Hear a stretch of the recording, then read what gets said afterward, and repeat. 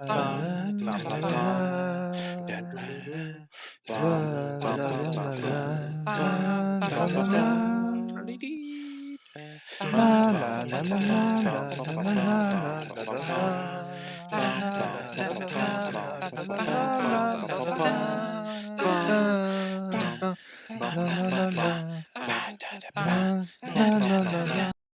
don't think Thor is technically a god.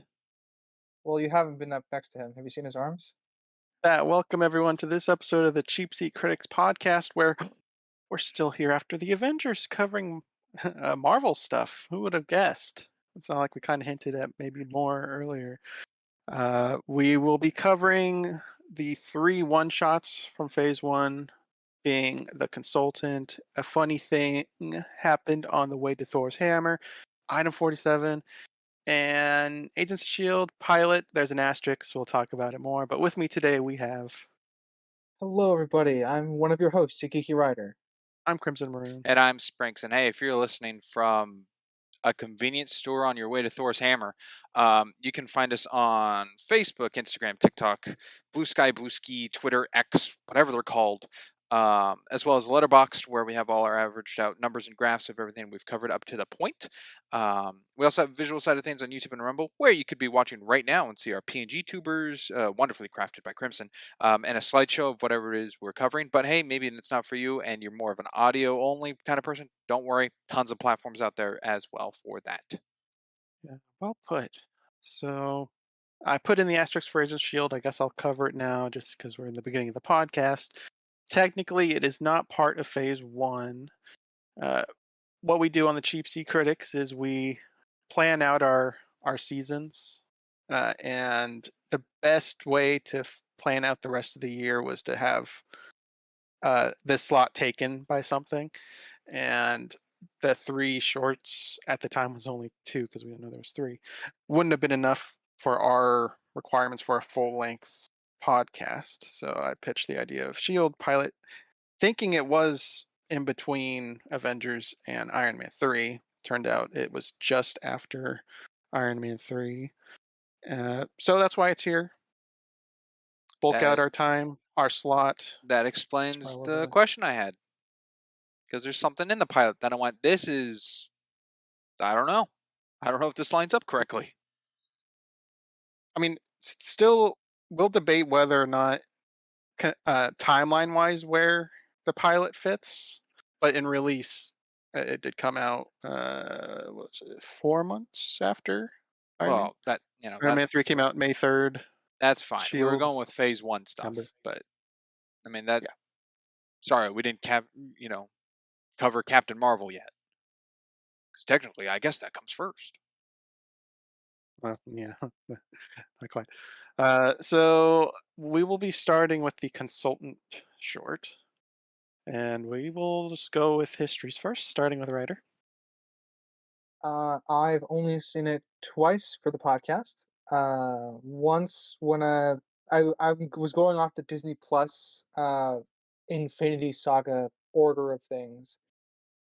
So I watched The Consultant in order of where it was placed on that particular timeline, which I think was right after The Incredible Hulk. Yet it was, I think it's taking place right after Iron Man 2 on the timeline, at least according to Disney Plus. All right. I'll go next. I hadn't seen The Consultant going into this. This was my first time seeing it. I didn't realize I hadn't seen it before. Because the only shorts I've seen, I thought the only ones that existed were the All Hail the King, or whatever, the Mandarin one, or what, I forgot what his actual name is. Trevor. Yeah, All Hail the King. Trevor, that's what it is. I've seen that one, and I've seen like the Thor as a roommate or whatever. If that's a short, I don't remember. But haven't seen Consultant, first time. So I don't have anything else other than that. Sprinks? I probably have seen this one time when it came with like the DVD connected to whatever movie this was connected to, maybe Iron Man 2. So one time probably then, and one time now. Yeah, so real big histories here. And you know what's smaller than our histories? It's the facts. There's not a lot to be had here. I found no budget and no real facts for the most part, other than it explains the end of or the post-credit scene of Incredible Hulk a bit, and it came out on the Thor special features. Okay, it was on That was all. Thor. Yeah. It was on one of them. So there's your interesting facts that I could find. Very deep. Yeah, gotcha. Unless you guys have something. Uh, Yeah, no, I'm just thinking. No, sorry. You no, go I first. don't have any facts. I do have a question though. A Sure. lot of these involve Sitwell. Is it ever Okay. known at any time when Sitwell is a Hydra agent? Spoilers. That's not phase one. Um, I don't know. Okay, It's one of those weird things where they could retroactively make him a Hydra agent, or he could have been planned from the beginning. But I didn't. I have no idea when that was planned. okay, because it does affect. It doesn't really affect or change anything for me in the first two shorts, but it does for the third one. I mean, that is with future knowledge, because his reveal isn't revealed yet as of Yeah. these shorts. With if I'm doing this in order, yeah, it's not too out of character from who I understand Sybil to be so far, but I will have a tremendous issue retrospectively once we get to Will being Hydra.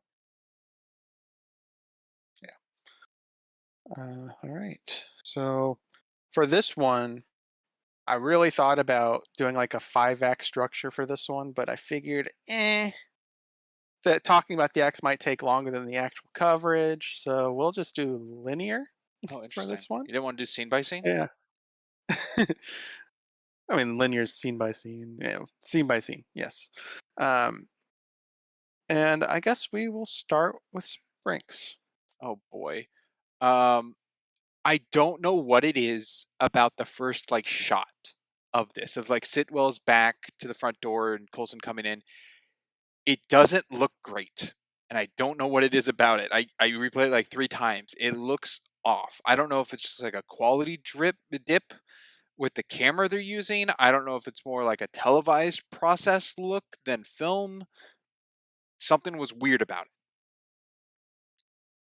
it. Um, I can agree that it kind of felt. What's the word I'm looking for? I guess like we were saying in what Iron Man, I think, or like student film esque. I think that had to do with kind of like the depth of field they used here, because we don't see stuff like this in at least phase one. It kind of stands out as being like a smaller project to me. That might be it. I just felt like it Yeah, felt half baked or something. it definitely has it has a lower budget kind of quality feel to it. I'll also say that the lighting is kind of off for the scene. Everywhere is dark except their table. That's Yeah, Obviously, funny. The there's it's outside is spotlighting. lighting them more than the yeah, inside of the That building. yeah, I can't tell if that's fake. What do you mean? The reflection in the mirror, is that a real reflection or is that like faked effect look? And the mirror. oh yeah. Sorry, not the Uh, mirror, I the think it was the window. window. Yeah, oh, um, it didn't stand out as being fake to me, but kind of hard to tell since it's all blurred out. So if it was VFX, it'd be easy to hide it. But it does track like Coulson walking in. You can see a shadow and everything. So True, but that could seems just be real. a, I don't know the real terminology, but just like keyframe window and mirror image backside kind of thing for opposite look. But I can see how they Uh, could do it if they did it that way. yeah. I mean, it's for- easier to see your reflection at night than it is during the day when we see like the vast New Mexico desert that's out there. That's true. that is true. So, kind of iffy. I'm going to lean when they're actually sitting down, and you get like the side view of both of them. That does kind of look fake. It looks So very I'll lean clean. it's probably Yeah. fake, Yeah, but not definitively fake. that's why I brought it up because I couldn't tell. I mean, it's probably But I faked feel because like this type of shot would have the camera in the reflection, so it's probably green that's screened, and they just did smart that in unless post. zoomed in, so the camera's not So within light it's probably shot. fake. Yeah, I mean, just bringing up the question of if it being fake kind of pulls off that it doesn't look natural. Yeah, yeah, I can agree with that to some degree. Um, all right, writer. Yeah. I'll jump to it's very simple, I guess, the idea of these two secret agents meeting in like a diner. I appreciate the aesthetical idea in that. Um, and this is, I think, our would be our first introduction to Sitwell outside of Thor, right? He was in Avengers, but I don't think they ever said his name. Yeah. Well, this Well, was I before mean, Avengers, so yeah, Oh, yeah, yeah. you know, No, true. I mean, like in You the mean MCU timeline order? timeline, this, yeah, this would be our first introduction to Sitwell. So it's interesting to kind of introduce him through Agent Coulson, who's kind of, I think I've talked about this before. He's usually our consistent character for Shield across all the films thus far, outside of Cap, but uh, they just do a good job, I think, of kind of making these two characters different in their line of work, but bounce off each other very well. The dialogue is very fast. a lot to do in a short amount of time. Yes, Like the credits was like a quarter of the short.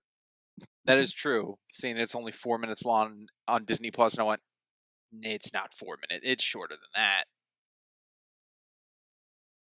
3 minutes and 8 seconds roughly Yeah, before the Yeah, credits. they Oh, had to run this and efficiently. a third of it is yeah, reused footage. yeah. Uh, I guess point I'll go with for product placement. Just laying the breadcrumbs here for a larger topic across these shorts. At least this one and the next one. But actually, no, I'll just bring it up. Why not? We're going to cover them all anyways. Product placement. Holy cow, these shorts rely heavily on product placement. It's like they couldn't cram them into the movies, so they're like, all right, we'll put you in something Marvel related. Let's put them in the shorts. Maybe, yeah, because sometimes it's hard to get like product placement into a film naturally on a small scale. Um, so it wouldn't surprise me if Well, that's something they did. Crimson, I'd like also, examples. it would also cost more. Of the product placement in the shorts? Yes, please. All right. Well, in this one, it's mostly the Dr. Pepper thing. But in the second one, the Thor one, you have Oh, you pretty got the much donuts. every logo in the store. I know you're gonna point at the actual gas station stuff. That's not what I'm talking about. But the actual inside the store, all those are real products. Uh, and I would imagine they'd all get paid to be in this, or paid to be in this. So yeah, Interesting. and they even focus on the car. What what car was it? I didn't write that down. Was it an Acura? Huh. It was a real logo for the car that they showed on him pulling out and leaving. I It was think it like was a a focus thing. Chevy, but I'm not 100% sure. I don't recall. Didn't I write guess that we'll down. find out when we go to the episode. I guess so. I guess sit on It that, huh, Yeah, Sprinks? it looks Because like an Yeah, I know Acura. you got to Yeah. report. when I get to that one, I'll bring it up. Yeah, because I know you're probably going to bring up the reference. um, but on that topic, Sprinks, you can go next. Let's see. I remembered the scene with Tony and General Ross looking more green or like that muted yellow colorization to it. So I went back to the end credits of The Incredible Hulk. No, it's stripped the same scene. It's not colored differently. I think it's just because The Incredible Hulk, like 80% of that movie has a tinted color effect over it. Actually, maybe not Yeah, 80%, but when he's in like Guam South or America. where was he? I don't remember. I think it was a G name. But yeah, yeah. When yeah, they changed the colors around. We talked about it as a talking point Yeah. actually. But Um, no, nothing has changed other than I guess trimming some fat from the end credit scene. Yeah, we don't have the intro scene with him just languishing there at the bar. So it's we should pretty much start with Stark, bursting in a ray of sunlight. Yeah. it's like the consultant barging in. Yeah. Uh, I guess I'll go to talk about just the idea of this short being a way to get rid of Blonsky slash Abomination from being a recurring character. It's kind of the way I want to phrase that because it's kind of funny. Uh, so it wasn't Tony going to Ross to recruit Banner. It was to dissuade from Abomination being used in the Avengers. It's kind of a fun little thing that if you just It does change the watched, meaning of that scene, doesn't it? it does. I do like um, that because I'm guessing because of General Ross that was a World Society organization believes and is going with that Emil Blonsky was a war hero through the times of the oh Harlem incident.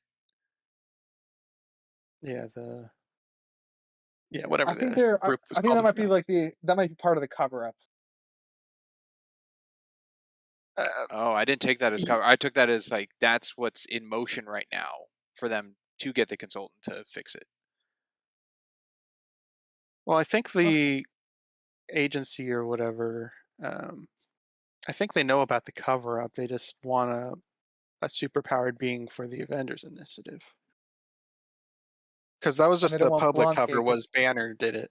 That was the public cover. yeah, and they don't want Blonsky because obviously Blonsky is a terrible fit for the Avengers. Well, Nick Fury doesn't, but the his higher ups want him. Yeah.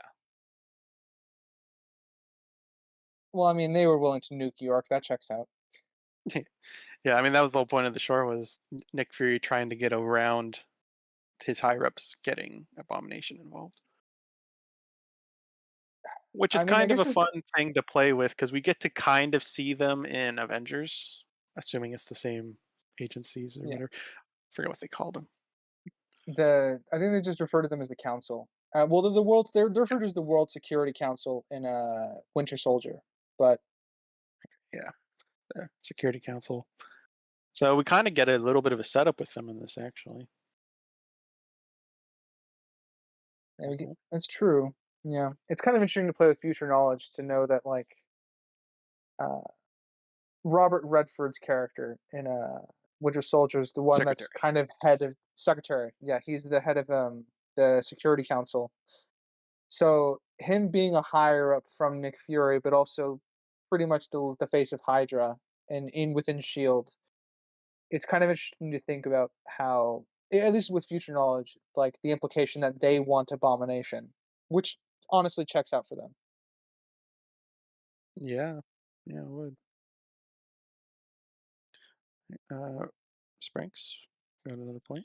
Um, I like it reminded me of like a Bruce Wayne moment situation of when Coulson was explaining just well what Tony did with the bar of buying it then for it just to be demolished as a big fu to Ross. Yeah, the only thing I wish they did more with that is establish Ross cared about that place. Because that could have been the first time he ever been there. That's also true. And Tony just screwed everybody that worked there.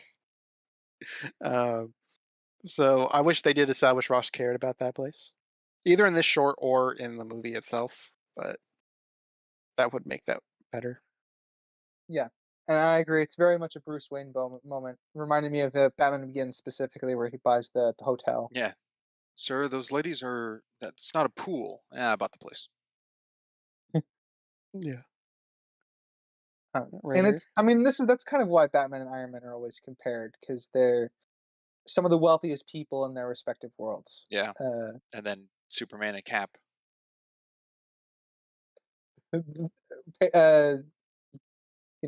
uh, reporter's salary versus Boy Scout. Boy Scout. I don't what. Well, I mean, I guess Cap would have probably get paid more than Superman does, considering he still works for Shield until he Probably. I think Superman Yeah. gets a Excuse lot of me, the but funds of. Falcon doesn't get paid, so why would Well, Cap we're get not paid? there yet. We're not there yet. We're not there yet. Cap wasn't blipped for 5 years. Okay. No, okay. Well, okay. So Falcon was never technically a part of Shield, so I It's don't part of think the he would Avengers, get which paid. was bankrolled by Tony. Yeah, we can talk about how that show dealt damage to everybody, but Great show. Let's see. I guess I will talk about. I guess the level 7 reveal. Revealed is still well, anyways. It's like we're both level 6, right?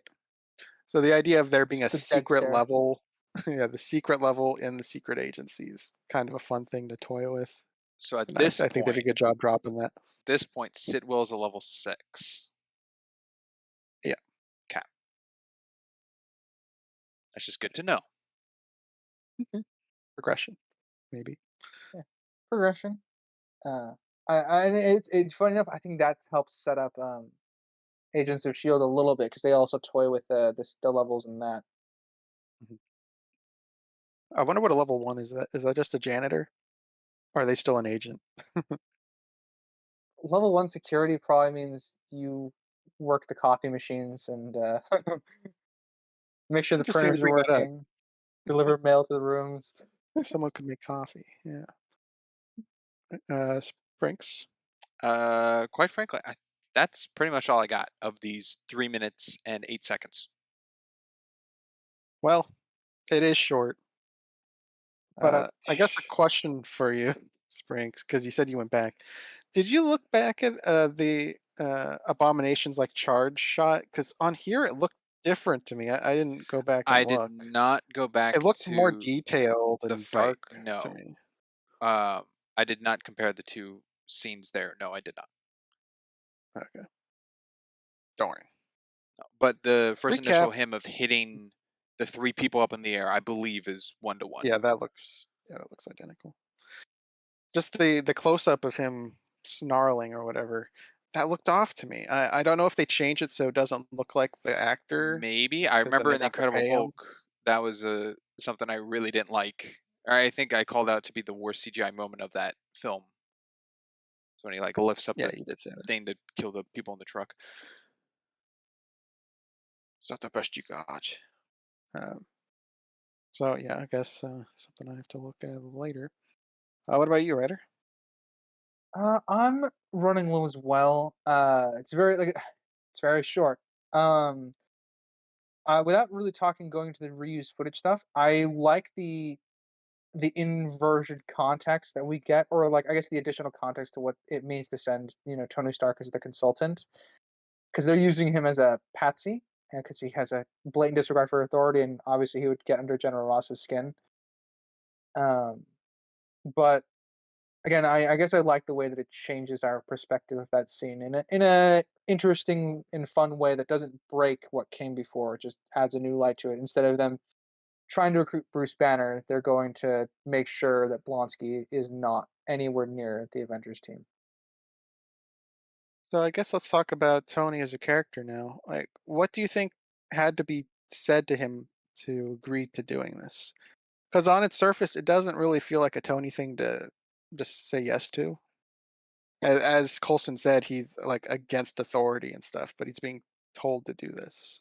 What do you think was told to him? I mean, it probably feeds his ego if they say, "Hey, we need you," because that's one of his things. He likes being important. The other aspect to it, I think, would be uh, that they were gonna let him. They weren't gonna give him any stipulations or regulations, since the point of him was to just be himself and annoy the shit out of Ross. Springs, do you feel that's how they approach it as well? Yeah, I think it's more of just like they need Tony, or that's the consultant of Tony was the one they thought would work best to get what they wanted out of Ross for all this to work out. So that would feed into Tony's ego of usage. Um, that's what I think. Tony, you're the one. Without you, it'll fail. Okay. I mean, I can buy it.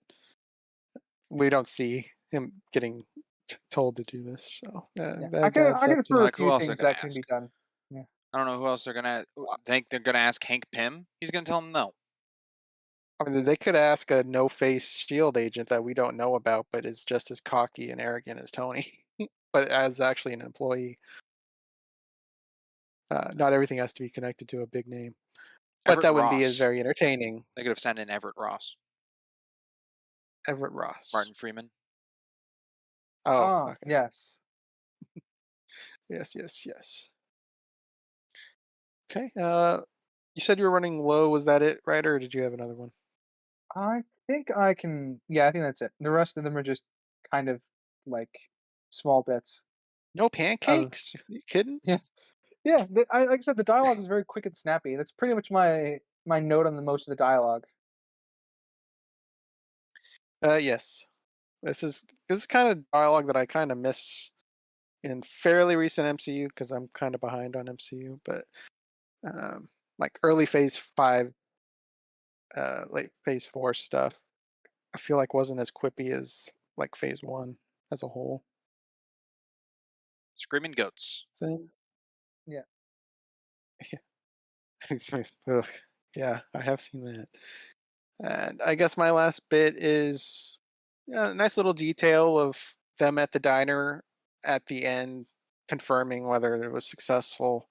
It's daytime now and the blinds are down because they're in a hot place. The The blinds would blinds are keep the place down cooler, on the except for their left and spot. right, not for where they are.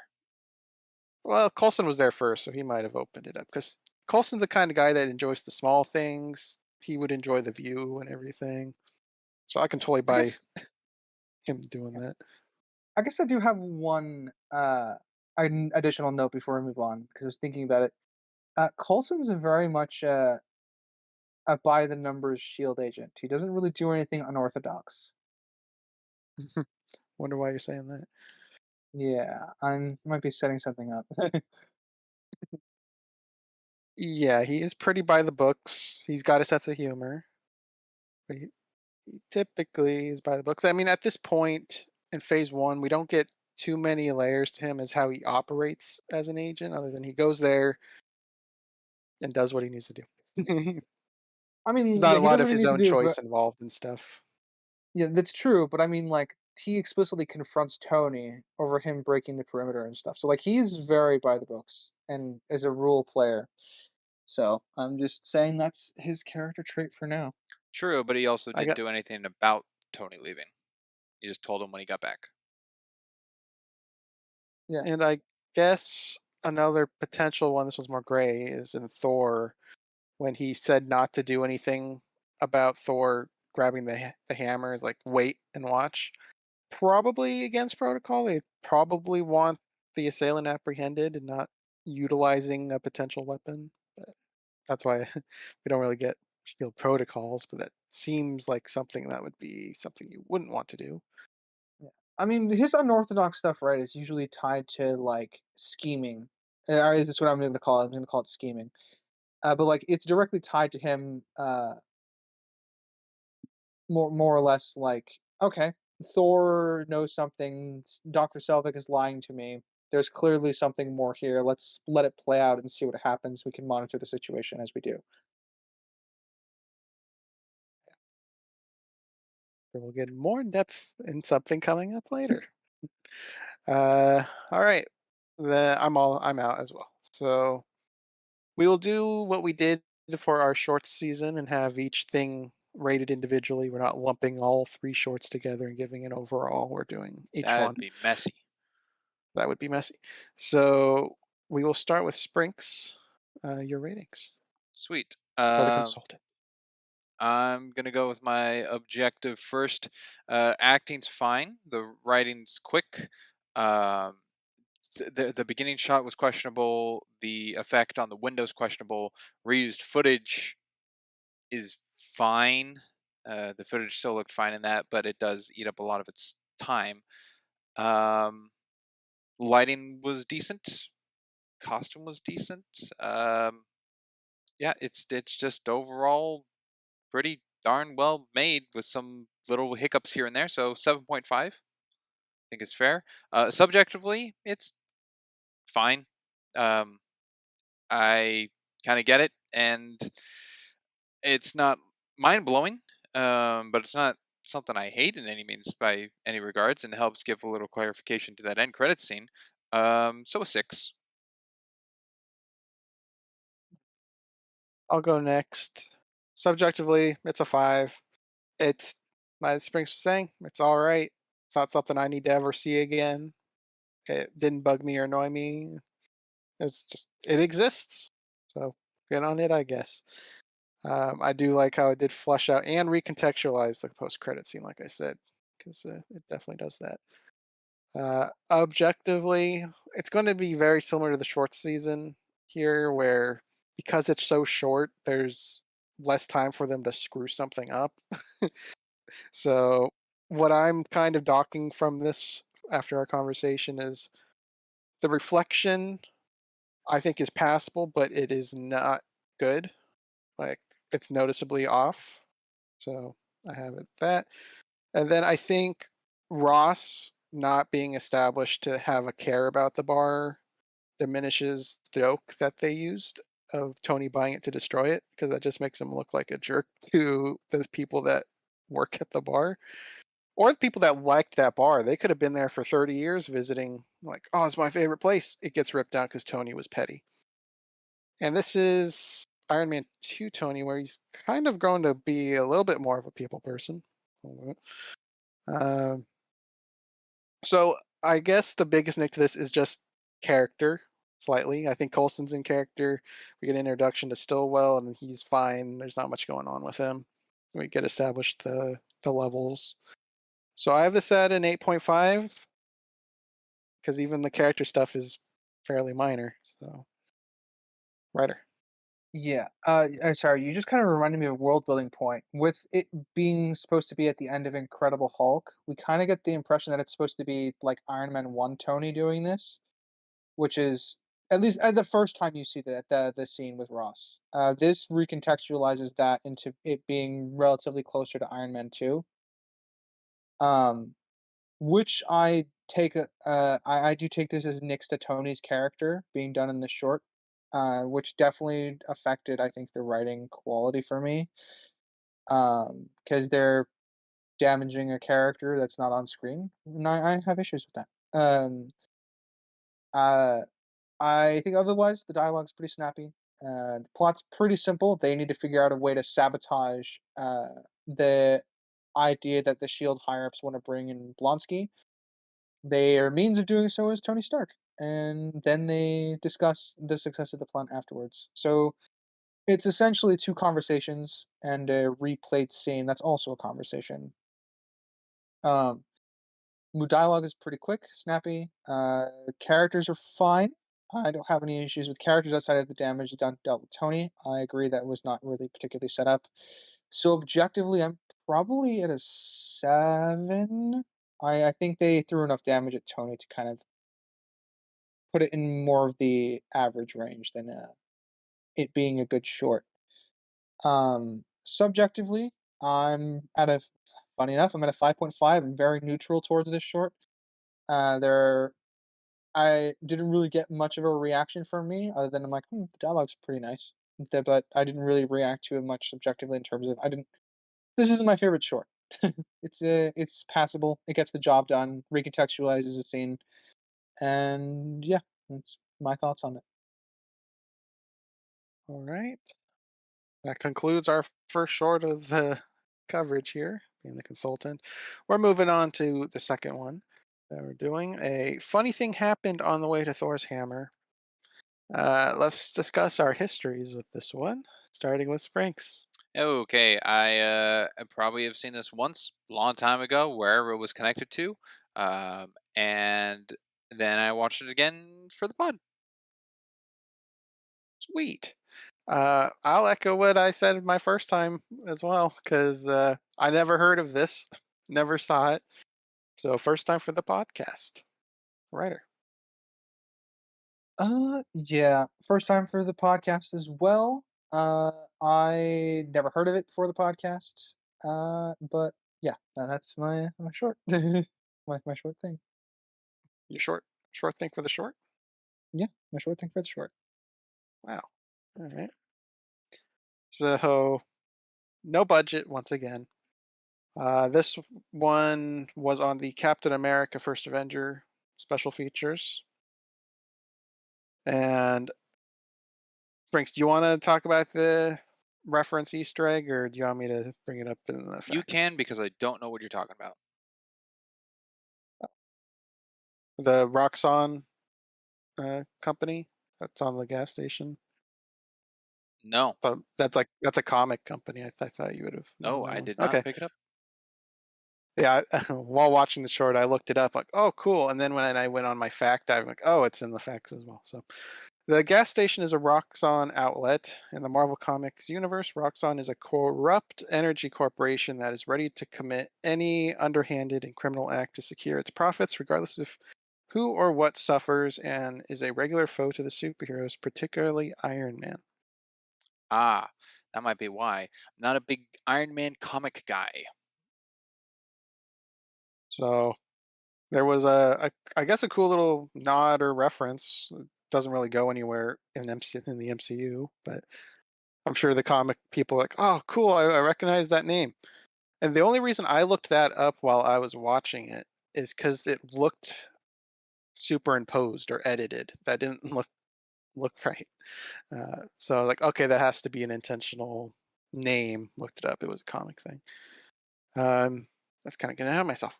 Let's go in the coverage. We're going to do popcorn for this one. Oddly enough, Sweet. for All this right, one. all right, um, yeah, let's start with the writer. sure. The one of the robbers I thought looked like Faramir from Lord of the Rings. Oh, Who? no, of course Crimson Firewire? wouldn't know that. Um, Yeah, interesting. it's the It's it's the not one him. on the. Yeah, I know it's not him. I think it's the eyes with the short hair. I guess The eyes. Yeah. I it don't know. They looks a both little look like him. very similar to each Yeah, other. All right. Springs. I get the purpose of the consultant. I understand the purpose of item 47. I don't get why this one was made. I think it's in the title. A funny thing happened. I don't think there's anything relevant What's to the this other purpose than of we. this?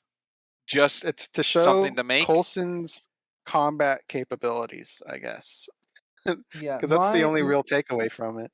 Yeah. If I were to boil this down, I think it would be it's purely here to show Coulson's combat abilities and also that he's humble. Okay. I'm like, is it just something fans question? It's like, why is Coulson this big shield guy when all he does is talk and not do anything or jack squat? And this was like the reason for this? It's like, hey, look, It he could can be. actually achieve stuff. Yeah, I could see that being a motivation into this. They want to show that he is actually is capable of doing stuff because on the lower level, because obviously he's not operating as a superhero.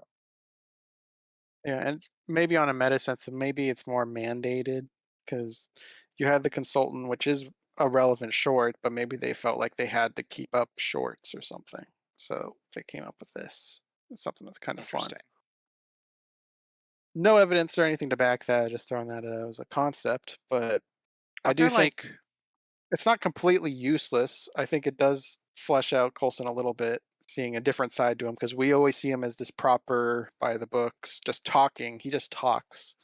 So we got to see him actually in action here. and I Um, stand where I think that's fine. let's find that he just That he just talks, or talks. fine that we see this. Oh, I mean that's That he just fine. talks. I It's not again, I required to see him I in I'm on combat. I'm on the team. I don't think this was needed to be made. I I agree, but I also don't think it needs to be banished from existence either. I think it's whatever. Yeah, I think if I were to make this more relevant to what's in the short, have his favorite snack return or something like the donuts are like his favorite thing, and just have him eating those donuts in another movie or something like that. So it's kind of acts as a functional setup. If you want to do something small, Yeah, other than make that, I him would make it. look across all the snacks, but the one that catches his eye is like has Captain America on it. Yeah, that would totally work. Um, like And it's a another. Oh, go ahead. Yeah. Uh, I was gonna say there's a few means, I guess, to justify this a little bit more in terms of just bringing it more into what Coulson's character functions as. And maybe this was like a failed setup because we do get the Roxxon reference and nod, and it being there does establish it in the MCU as an entity. So maybe that's just a plot line they didn't actually take anywhere with this as a setup. Could be. Don't know. Because the Maybe, Avengers yeah. is like talked about energy sources and stuff. Tony with the arc reactor, and then the um, Tesseract supposedly is an energy source, but they utilize it as a weapon. So this company, the Roxxon thing, being an energy company, maybe that was something they're going to try to add in there, but didn't. I mean, Don't I know. would probably take that storyline over Iron Man 3. Spoilers for that film, I guess, are my opinions on it. But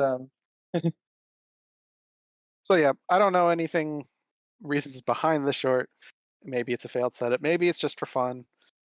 But I agree, it's not required. It doesn't change anything like the consultant does. It does change the post-credit scene. This doesn't change anything. Changes the perspective that Coulson can do more than talking. Yeah, and even that, you can just assume that because he's a top-level agent that he knows combat, because that would be like standard training. Should be. Um, but he's worthy enough to get a slow-mo scene, so that we've also learned. He's worthy for slow-mo. So. Careful using the word worthy in MCU stuff. Uh, okay, whose point was it? I guess I was for Spring saying what is it worth being a thing. So, writer. yeah, sure. I'll probably jump to my favorite. Okay, one of my favorite moments in this short is Coulson being just nonchalant. Oh, I also have this gun. like, like they didn't even think to ask, and it's. I think it works very well for his like deadpan sort of like delivery of humor and just matter of fact tone. The joke really landed with me. Yeah, I'm quite conflicted between entertainment and reality because I can see Coulson doing this in a non-serious situation, like if this was like a training thing and he got the Yeah, drop on somebody. But these are two armed guys that he had the drop on and could have shot them or threatened them, whatever. I mean, you can yeah, decide what Coulson would do. But I think the yeah, worst choice is give them the gun and throw a bag of flour and run at a guy with a gun and kick him. I think yeah. that's the Yeah, worst thing to do. yeah. I'm kind of in agreement. I think I love the joke, but I don't like the character stuff it kind of brings into Coulson afterwards. My alteration for the scene would be have him hiding when he says he when he says I also have this gun, have him hiding so that he just quickly shoots them in the sense of that That because that attention would bring them both to looking and aiming their guns at him immediately. So the girl wouldn't be in danger the second they do that. could do that, or when he gets out of the car, we have a shot of his gun like in his car or something, so he doesn't even have it on him. If you want to have him do something physical, but Uh, then you'd be like, the would a f- shield agent leave his gun in the car? Blah blah blah blah. yeah, and Don't know. there's a few things I want to do to keep the joke, but make it, I guess, a little more tighter as far as the character goes. What do you think, Sprinks? I don't think he'd leave a gun in a car. Take it with him. I'm just trying to fix the stupidity of giving them a gun when he had the drop and then throwing flour and kicking a guy with a gun. Make them feel Trying like they're in to control. fix it a little bit. Yeah, see, that would be a thing, right? I if this is, I know they're trying to make Coulson more of an action hero in this short. But if you're going to be consistent with what we've seen earlier, it would be interesting to see Coulson talk them down and maybe against one another just by getting a sense of who they are. Like if he could do that in a minute, maybe that would be very impressive and add a lot more like to his character to why he's really good at what he does. If Yeah, I they thought. If he Okay. doesn't say he has a gun and they get a glimpse that he has it on them, it's more prone to getting shot that way with withholding information on it, which makes him more dangerous as an asset. Bringing up the gun to begin with and giving it to them shows how vulnerable he is and that he should not be focused because they do turn their attention back after I think he gives something, but they turn their back to him as if he's no longer a threat in any means to be there. Yeah. Yes, he puts the donuts down, and then they turn their back to him, and then that's when he's like, "Oh, I also have this." Yeah, so Yeah. he's not even the priority thought for them.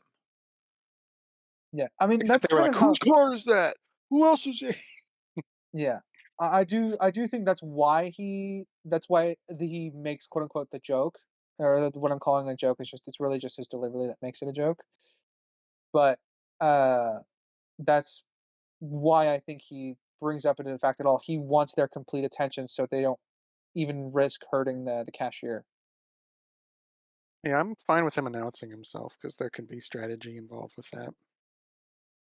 Just It's the the giving them the strategy gun of part that's the. yeah, when he had the drop on him, that's the part I'm more Sprinks. You got to be in the middle of nowhere for a sign indicating one of the next towns is 473 miles away. That was It was feet actually. a bit excessive. Yeah, Uh, that's definitely definitely those places exist for sure, but it adds to the feeling of this being in the middle of nowhere. and I'm just now I feel bad for the robbers because they're in the middle of nowhere and they still got jumped by an agent. Yeah, They had everything on their side to get away with this, and they just didn't get it. It's just right place bad at the luck. wrong time. Yeah, they couldn't get the $5 that was in the till because who the heck goes out in the middle of nowhere to buy donuts? But For she gave a gas. generous tip. Yeah, Oh, well, yeah, yeah, Colson gave a good tip for the donuts, unless because you don't see the bill, but the donuts were 75 cents each, so it was a $1.75 or $1.50. Um, so it was at least a five, maybe more. I don't know. He's probably paying for her silence. Like, oh, just I tell him I wasn't. You're taking typo. That might be part of the bribe. yeah, that had me questioning. That just depended on the intelligence of the officers when they arrive. And if they arrive at all, I mean, Colson could have called in Shield to clean up the scene and everything, because you don't want a Shield agent implicated in a crime, especially a level 7 agent. Ooh. Yeah. I can. I would be nice to see that. I would like to infer that Agent Coulson immediately upon getting into the car, just all right, like phone cleanup team. Yeah. I'd go with that if he didn't tell her what to tell the cops. Yeah, I agree. Like it's for me, that's also a nitpick I got. I would rather him call in Shield to clean up because that would make more sense. Yeah, I mean, it's just too great because I could totally buy Colson saying that to comfort her. Because if he's like, all right, there's going to be some agents here and it's going to make you feel uncomfortable, but they're going to tell you how things actually happened. Well, I mean, uh, like even like see, my addition to this would be is like, hey, what after all of that, right? It would be all right. Cleanup crew required site dress as police officers, if civilian present, yeah, something to that there you effect. go. That would work. Yeah, that'd make that better. Um, Sprinks, how are your notes looking? Still got a couple. All right, you're up. Colson getting gas outside before going inside was shot very much reminiscent to me of Edgar Wright style of the quick cuts When outside or the car driving through the desert? outside. So like closing the car door, getting the gas pump off, clicking the button on the machine, going inside, like those quick cuts back to back. Okay. Yeah, I could see that. Now that you've pointed it out, yeah, I Little can less see a bit of. stylized, but I Less could see it. movement, but the editing cuts between the shots pulled it off a little. Yeah, it's your classic like cut on action, right? Yeah. Yeah, the enough only to the get only away with it. movement shot is the panning from the rocks on over the button he's pressing. That's the only one that's moving because I think the other shots are static. Yeah, I was trying to see how much it was per gallon. I didn't see how much it was per gallon. His total was like $77 or something by the I end did of it. it. It was 19 gallons for $72, 72. roughly. Yeah. Well, anyone got a That's calculator? a steal. This is I mean, also yeah, the 2011. early 210s that Yeah. kind of fits. Well, I'm sure they Like, had the gas accurate at the time. It'd be kind of a weird thing to screw up. yeah, I would say this as well. Rural areas sell their gas typically for cheaper. Okay, it's very dependent because actually I realized this because I've done some cross country road trips in the United States before. So there are some rural areas that hike up gas prices when they're in the middle of nowhere because they know you have nowhere else to go. And then there are some that don't do that and it's like just dirt cheap. But it's not like consistent in the States for that. Yes, depends on the company. Just the owners. I mean, usually the like far out gas stations are like privately owned. They're not typically the large what's the word I'm looking for? I guess franchise gas stations. Right. Writer, you're up if you have anything. Uh yeah, I'll talk about uh when I'm gonna go with the quiet.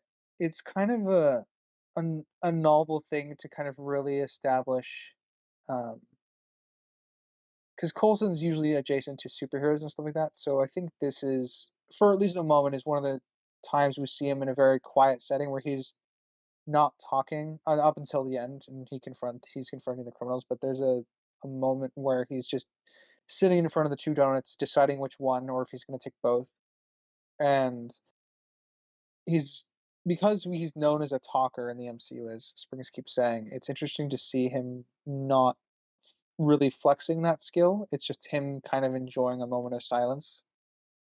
Yeah, I can agree with that. Uh, I didn't find anything in facts, obviously, because I would have said it by now. But I think they actually used a slow motion camera. Um, I don't know if it's a Phantom or something else, but I think they actually used it because the way it looks, because with slow mo cameras, you kind of have to have a bright light depending on for the exposure on how slow you're going. But just the background was pretty dark on the shot, which kind of feels like they had to up exposure with a slow motion camera for the flower bit. But I'm not a slow mo expert. I'm no slow mo guy. Aha. Me neither. I don't know. So an observation, I don't know if it's true or not, but I feel like it is a slow motion camera. Crimson, you brought up earlier about the product placement in this Yes. one. I lean it more on the side of the student film slightly approach, and rather than changing every single prop in that convenience store to something fictional, to just keep it as is. Yeah, which Except I it's don't think you. Marvel, and we do see in this short that they do make a fake logo with the Roxxon station. So I don't see why they couldn't do that. I think is the gas station logo practical or CGI? Digital It's digital. Okay, CG. then I go with that. A digital overlay is far, I think, cheaper to do for like a one shot thing than to change tons of props inside a convenience store. Sure, maybe for like the wider shots of like the moving shots, because that would take more time and more money to do.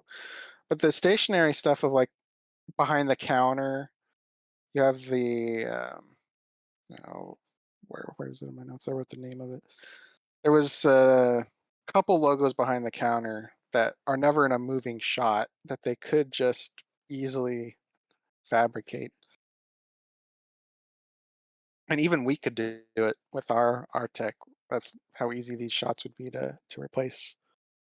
strictly True, behind the counter but bit. yeah, could So it's be a just, budget thing or ease or time or I don't know. I I mean, guess, my just sorry. You finish. yeah. I mean, Dr. Pepper in the previous one was very blatant, but one thing. This you had the I just looked at it was an Acura at the end, and then yeah, you got the Debbies and all the other stuff that's going on in the background. So it just kind of felt more forefront, especially more forefront than in the movies. Well, not definitely because you got the Burger King, but get the point. And Randy's and yeah, All right, Ryder? Yeah. I kind of a little bit on that point. I have like different levels of expectation for, I guess, doing background stuff in world. Like for logos, like DC is not supposed to be in our world. We have like cities like Starling City, Gotham. So one of the things like the CW Arrow TV show always does is they make a big stink of Big Belly Burger or Starling City Pizza, uh, because those are like specific locations to that fantasy world, and they typically try to take steps to avoid showing like product placement in stores and stuff like that because DC Universe has is supposed to have its own unique. It's not supposed to be our world, if that makes sense. For a majority of the time, well, Marvel is supposed to be kind of like a blend of our world into what their world is. Um, and then I guess the level I would put above DC in terms of like uh, how showing stuff in a convenience store and needing everything to be changed. Showing a convenience store in Star Wars, it has happened. They obviously would have to make everything in there look like it would be a convenience store, but also show like very different products that one could buy, different fruits, different snacks that are just like hanging on the walls and then the aisles to kind of differentially like flush out the world in highly specific ways. So as far as where I lean with this short, I think it's just more in line for Marvel to leave stuff as is typically, outside of the Roxxon thing, which is a nod to the comics as we discussed, because that's closer to what Marvel tries to be overall. then you have things like Starbucks and Westeros. Yeah. Thanks for I get that. that. I get that one. One of the few Game of Thrones things. Yeah, Um, Well, it didn't was work. very big. It was bigger than the episode that came out that week. Yeah. Well, I mean, they already ruined the show at that point because that's after the one, right? That's true. It's a Hard to later be season. bigger than that. a compliment I have for the visual because I'm pretty sure it's VFX that they utilized. It's the flower effects when the guy is falling to the ground, not the initial hit or anything, but when he's collapsing while Coulson's fighting the other guy. Uh, I'm pretty confident that's in post production for the flower effects, Interesting. um, but I think that looks Could be. good. It looks Upsetting, pretty that's good, where their but quality went. And did the flower. I mean, it's like a fog smoke effect. It's not too I complex, meant but comparatively. Because my last point I have is that shotgun blast to the ground looked terrible. that was my last point as well. Continue. uh, funny enough, also my last point. So Springs, go Yes, ahead. the debris particle effect looks very poorly done. They're just Um, triangles. they're they're just darkened triangles, yes, or gray triangles. It's a one-handed, non-stock shotgun, pump shotgun, and it has absolutely zero kick upon firing. And I can't even tell what really happened because you get the shot and it looks like he actually shot the floor, but then the guy's shoe is ripped to shreds too. So I feel like they had to convey the debris ripping his shoe Shrapnel, apart. maybe. Yeah. And from the wide shot when he actually does shoot the floor, it looks like they just turned his shoe gray. Like they flipped it, just the color on it to show that something happened to his shoe. Uh, so yeah, they didn't get much of a budget. I'm imagining for this. So if that was everybody's last points, is that it? Uh, that was my last one. Yeah, for Yes. me. Yes, yes, yes. All right. So let's start with writer this time for All ratings. right, I'll do my objective first. I like the short a lot. I think some of the choices Coulson makes as a character is questionable. There would be a smarter way to go about it that would make it more in character. I appreciate the want to, give him a bit of an action scene in order to prove that he's, an actual secret agent since he doesn't really have that in the films. Up until this point, anyway. Um, I do think he proves himself in Avengers. Um, I yeah. So objectively speaking, I think there's some few nicks thrown at Coulson here. I don't really see the point of this outside of the meta, though. So not justifying why this needed to take place in world without giving extra details or reasoning is a bit of a problem. Like saying that it's a funny thing happened on the way to Thor's hammer, but that's not really a justification. That's just we're gonna tell a story because we can. It's kind of makes it feel superfluous and pointless almost. It's not entirely pointless, but a lot of it feels that way. Um, Objectively, I think I'm probably at a 5. Doesn't really add much to the world. Doesn't really add much for Coulson. Uh, in fact, it arguably can be take away stuff from his character. And I think um, the plot, while simple, is just not necessarily well integrated into what's going on because the plot for this is directly tied to the Thor movie specifically. Um, Subjectively, fun enough, this is probably my favorite short. I'm at an 8.5. All right. With lots of enjoyment from the humor and stuff, I suppose. Yeah, exactly. I did. I really enjoyed the All deadpan right. humor. Sprinks, you can go next. All right. I'll start with my objective. The let me just look at my yeah. Okay, just check my objectives rating. Um, the acting's fine. The lighting's fine. The cinematography shots are fine. The writing's fine. Um, the editing I think is pretty good. The little Edgar Wright nod, if so, was kind of nice to keep with pacing. Um, the overall of that I think was good. The big hitter for me of this is that CGI usage and not sticking to the functionality of a gun, where this short kind of relies on guns since there's three of them present. And it skipped the fact of that. He didn't need to fire the shotgun. It could have fallen out of his hand, to show that he's not a very new burglar, robber, have you, and he's inadequate to it or something like that. And it could have just, fumbled out his hand upon being shocked by Coulson. But they chose to fire it, and I think that was looked poor taste comparatively. So overall, comparing all that, I just have this at a 7. um, I think it's finely made. I don't know the purpose of it being made though. Still, trying to think like at the end of Iron Man 2 when Coulson's at the hammer on the phone. It doesn't. I don't see a connection from that for the needs of this. If that's like the whole connection of leaving Malibu and Iron Man 2 to go on this trip to Mexico, and this occurred. Don't get it.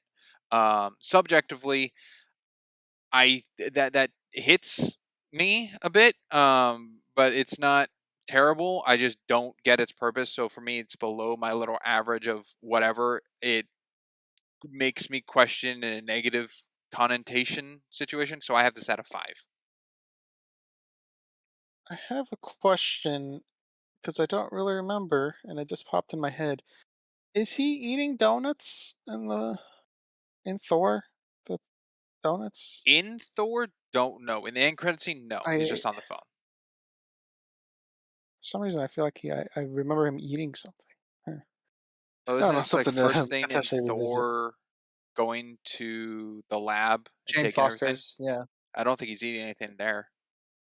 No, but this was going to the hammer. He was already at the hammer at that Yeah, point. I don't think it was. No, he just got out of his car, still on a phone call, which I noticed, but I don't remember He him says, eating. "Sir, we found it." Okay, so I'll go next. Subjectively, it's out of 6. I found humor and enjoyment in it. I like it more than the consultant. There's not much to it, obviously, so that's about that. Objectively, I do think Coulson takes a hit here. Um, as we talked about it, I think he chose the worst choice he could just to get the some quips and an action bit. I don't really care if this is relevant to the MCU or not. I think that's more meta than anything. So I'm fine with this existing. I think the visual effects are not good. The floor, the effects on his shoe, even the logo on the gas station. I picked it up that it was fake, so I looked it up. So I think that's a very good indicator for that as well. Um, this flower effect that I feel pretty confident on is visuals. I think that was good, and the acting was fine. Lighting, the only outlier to the lighting is the slow mo part, which I think I explained away to make sense to me. So I have this at a 6.5 because it's so short. Any little error percentage wise to me makes it a bigger difference on my scale. Colson getting nicked is pretty big and something so short to me. So that's where I'm at with that. All right, on to our third short, being item 47. Let's start with my history, which is I've never heard of this before.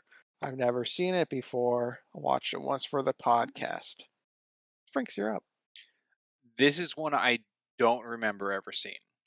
I could have possibly seen it, but I just nothing rang a bell rewatching it for or seeing it for the podcast. So possibly I've only seen this once. All right, writer. Uh, Never seen it before, never heard of it before, uh, and it came up for the podcast, so I watched it. This one actually has facts in it. Can Oh, you it's believe longer that? than 4 minutes. It is longer, and then we can debate whether it needs to be longer.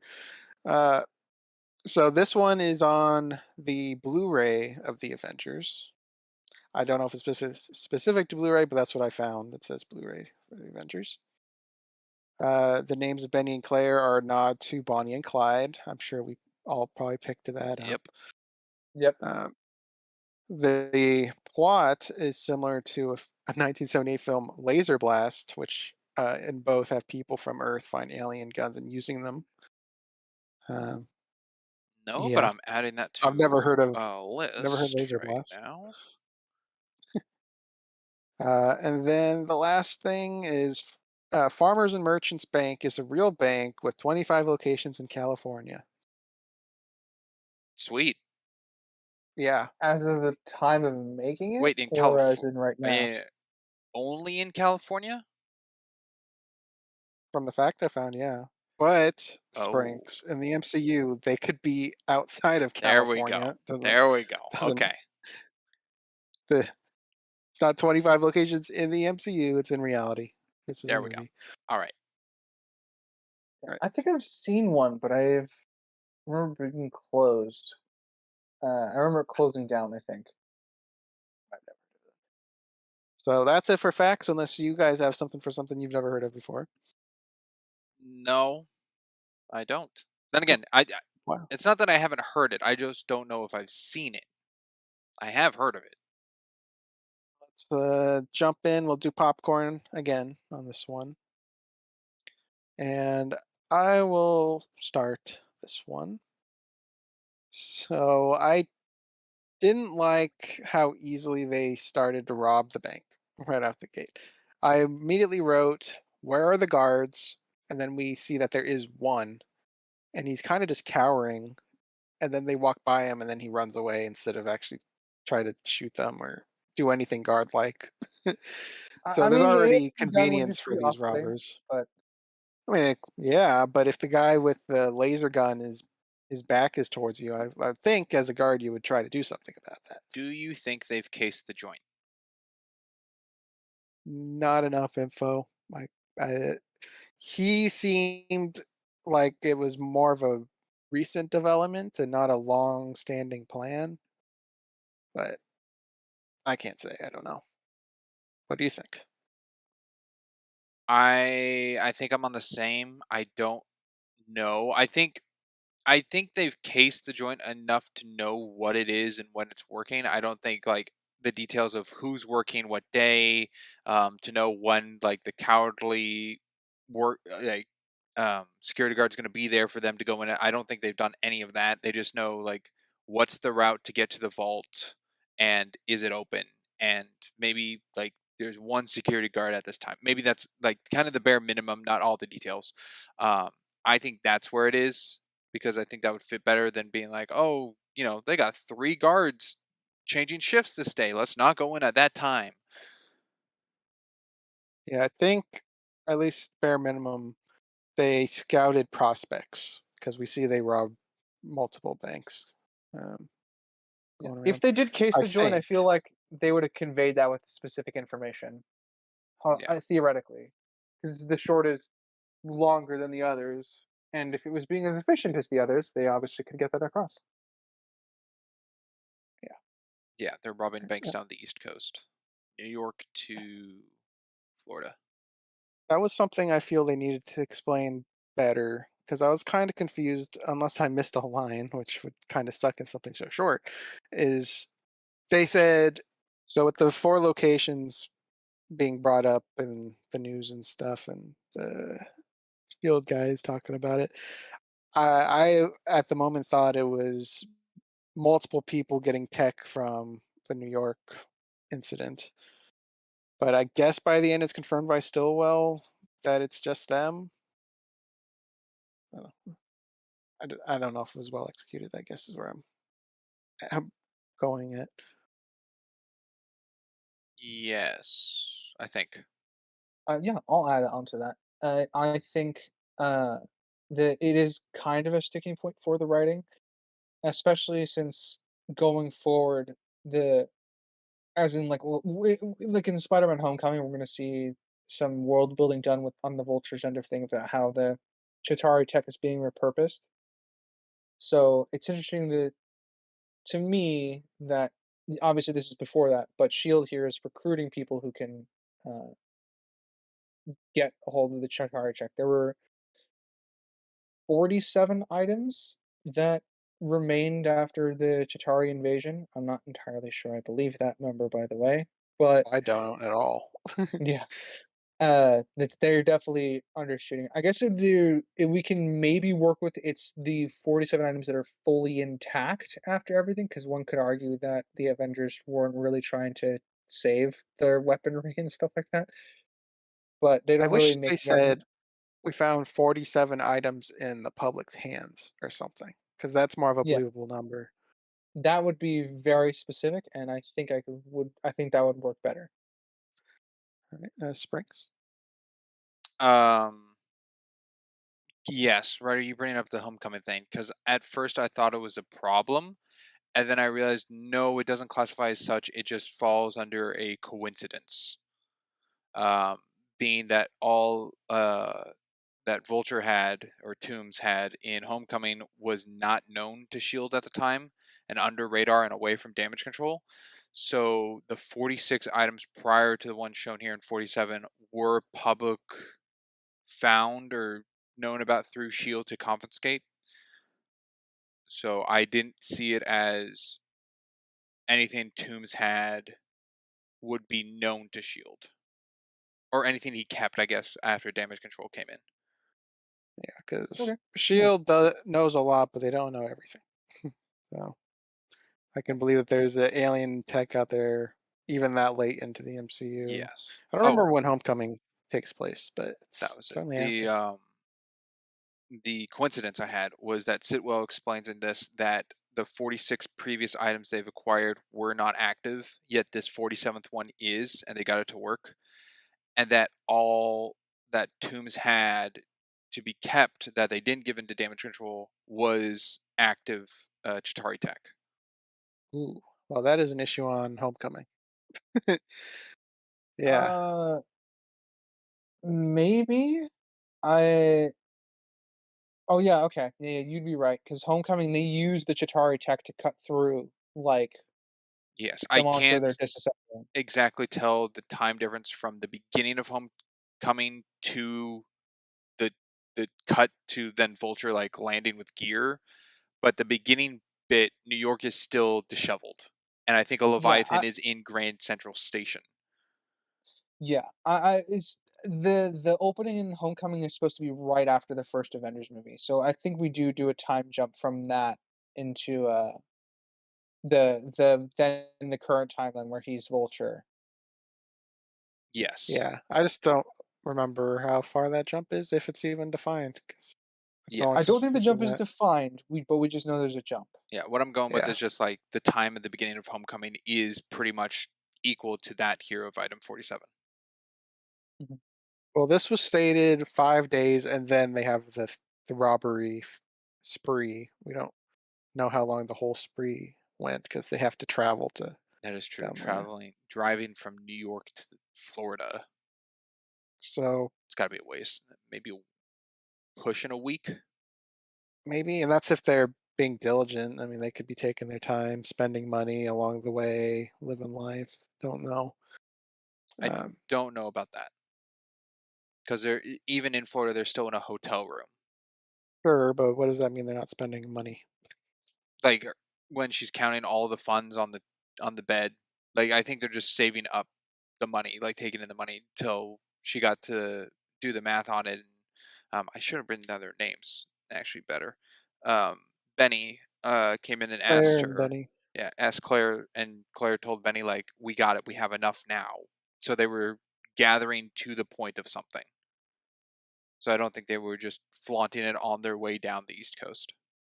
I would agree with you if we had a goal for their savings, because it just feels like they're making money to just coast on life. It's not like, all right, we're out of debt, we can buy a house. It's just Yeah, we have enough they're money to live for the rest of our lives. That's the goal. they're So that seems like very frivolous to me. I mean, I don't remember getting a goal. I thought they were very vague on that on purpose. Like, it just said, "We have just enough now." That's kind of what the gist I got was. Enough to not Yep. do anything anymore. Yeah, like they're set for life now. That was their goal. Okay. To I me, that was don't still remember them that, but striving to get somewhere, just not specific on what that is. yeah. It could be cruising through life. I can see that as a thing, but I don't know. I guess I would prefer if I were to get what I would want on, I guess, character writing stuff because it feels very incomplete, is I would have preferred, the line on I guess, a line clarifying what the money was for. Because if they were had a sympathetic reason for getting the money, I think I would buy into it more as to why Sitwell would bring them into Shield. Also true. I mean, the reason is he knows how to work the tech, and then she was Yeah, probably a package deal. But yeah, I would like an actual reason for the money other than we're saving money for the rest of our life.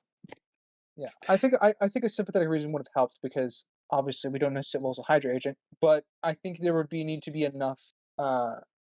If it was a sympathetic enough reason, he'd be like, you know what, we could use this skill set for our confiscated tech from the Chitauri, and kind of just couple it with the that sympathetic reason to give them jobs. You know.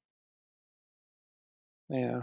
Maybe. Or seeing that they're in financial issues or anything. Because the opening is just Yeah. like this alien tech landed in front of us and you were able to fix it. It's a sign of us. We should use it. That's the setup. Yeah, not It's not we the can use it to dig out of our debt hole, or we can use this to make money to go to our family that's overseas, or I don't know. it's a very plot driven short with um MacGuffin at the center of the story. Yeah, right. Sprinks. Actually, got a timestamp: 1 minute 54 seconds. The blast in the first bank. The first one being at the angle of it, I think looked okay, with it traveling down the side of the bank. The second one, however, more closely shot on Benny firing to the side, did not look good. Agree. I know exactly. I can picture it. Not great. I think I'm just remembering the impact more than I am the blast itself. I Because think the impact looked fine, but I'm not sure about the blast. The I don't blast remember the was not, blast. no shadows or shading to it to match the scene. I I also see. think I see that's not the issue I thought you were taking with it. I thought you were talking about the explosion itself because he shoots it at like a diagonal angle, but the explosion is coming from the side and not from Oh, the interesting. angle he shot it No, from. I did. Now that you say that, yes, agreeing. Also, you saying that that's going to be great to bring up in Agents of Shield. Um, but yeah, no, Oh, I I was know what talking you're about saying. the firing of it, the close-up shot. Okay. This one I think had a bigger budget than the previous I think short a we bit, yeah. discussed. Yeah, a little. Yeah. Cool. That's I'll jump to one of my smaller bits that I quite liked is I like that you can't see she's wearing her balaclava as a beanie. So you but you can't see the eyes 'cause at the angle it's given, but the moment he starts putting on the mask and she turns to like look out like at the front of the car, you can see the eyes there. So I like the way that was shot deliberately. So we the audience don't see the eyes in her mask or quote unquote beanie up until she turns at a certain angle. yeah, you can barely Yes. see the mouth hole. Oh, okay. I was gonna say you can see the mouth. There are like three Yeah. turns of her head where the mouth is visible. It's not enough to be like, "Oh, that's a balaclava," but it's Oh, I get what whoops. they're doing, I instantly knew it was balaclava because I'm like, that beanie is way too long. and I knew it was balaclava because I saw a thumbnail of of what this is I about. mean, like I said, I knew it was Bell because I saw the button now, but I like the way they tried to hide the eyes during that Well, yeah, scene. because 'cause they're just a As for the cute mouth, couple with an I didn't see it. opportunity. Yeah. As for the eye, as for the mouth, didn't see it. Mhm. It's not blatant, so No. I think they still convey their goal of trying to hide it a little bit. It kind of, in a strange way, that opening scene reminded me of the opening scene in oh, is it Pulp Fiction? I think before they hold up the diner. Oh, the hold up in the diner I think is later in the movie than the beginning with Okay. Blonsky. Haha. Anyway, Yeah. just a little note. No. This beginning just gave me a little bit of familiar vibes to Baby Driver. Maybe, I haven't Ah, seen it. Free good Guy. right movie. Yeah, Free Uh, Guy. I guess it would. I guess it would be. I guess it is reminiscent of that a little bit because we just have anyway. Edgar Wright. Yeah, good stuff. Something that bugged me in this short was something that was merely there just to push the plot forward, and that's they are about to get frisky, and she's like, "Go turn off the music." And I'm just like, "Would you really care at this point?" I feel like people would actually probably prefer that, so the any potential noises masked. But uh, I just felt that is not a good reason for him to leave the And room. I agree. That's very forced. I if that was a if it was clearly annoying her the entire scene, I think I'd be a little more okay with it. Like she wants to focus on him, but they don't convey that at all. It's just a reason to get them separated and have Sitwell uh, try to arrest him. Yeah. What do you think, Springs? I would be in more green. Yeah, yes, that if Claire was more the person for it to be annoying situation, I don't think it pulls off or plays off that she's one that it would bother her or get in the way. Yeah. She seems quite carefree as a spirit. Let's go Uh, rob a bunch of banks. yeah, so much so that I have a Yeah, I have a problem. It's more than nitpick. Okay. I I can't remember. It might be the third bank and kind of like the little quick jump montage of them robbing the banks down the East Coast before Florida. I think it's the third one. She yells out Benny's name while robbing the No one bank. accused them of being good robbers. I already talked about in the beginning how they were lucky that the security guards sucked. Yes, but they were yelling out his name, and I think she's in the vault getting the funds, and he's holding back a security officer, or just saying like kind of keep him low. But they don't knock him out. They don't kill him. They don't. So he clearly heard the name. See, his real name is actually Benjamin, so Benny doesn't matter. I no. Why risk it? Yeah. No, there's no reason Yeah, other than she's just dumb. So yeah, that is a problem. they could just call each other nicknames. That would be that would be an easy fix for that, and it would be believable. Hey, Bonnie, what's up, lad? Um, so That'd yeah, work no disagreement in there. this world. Yeah.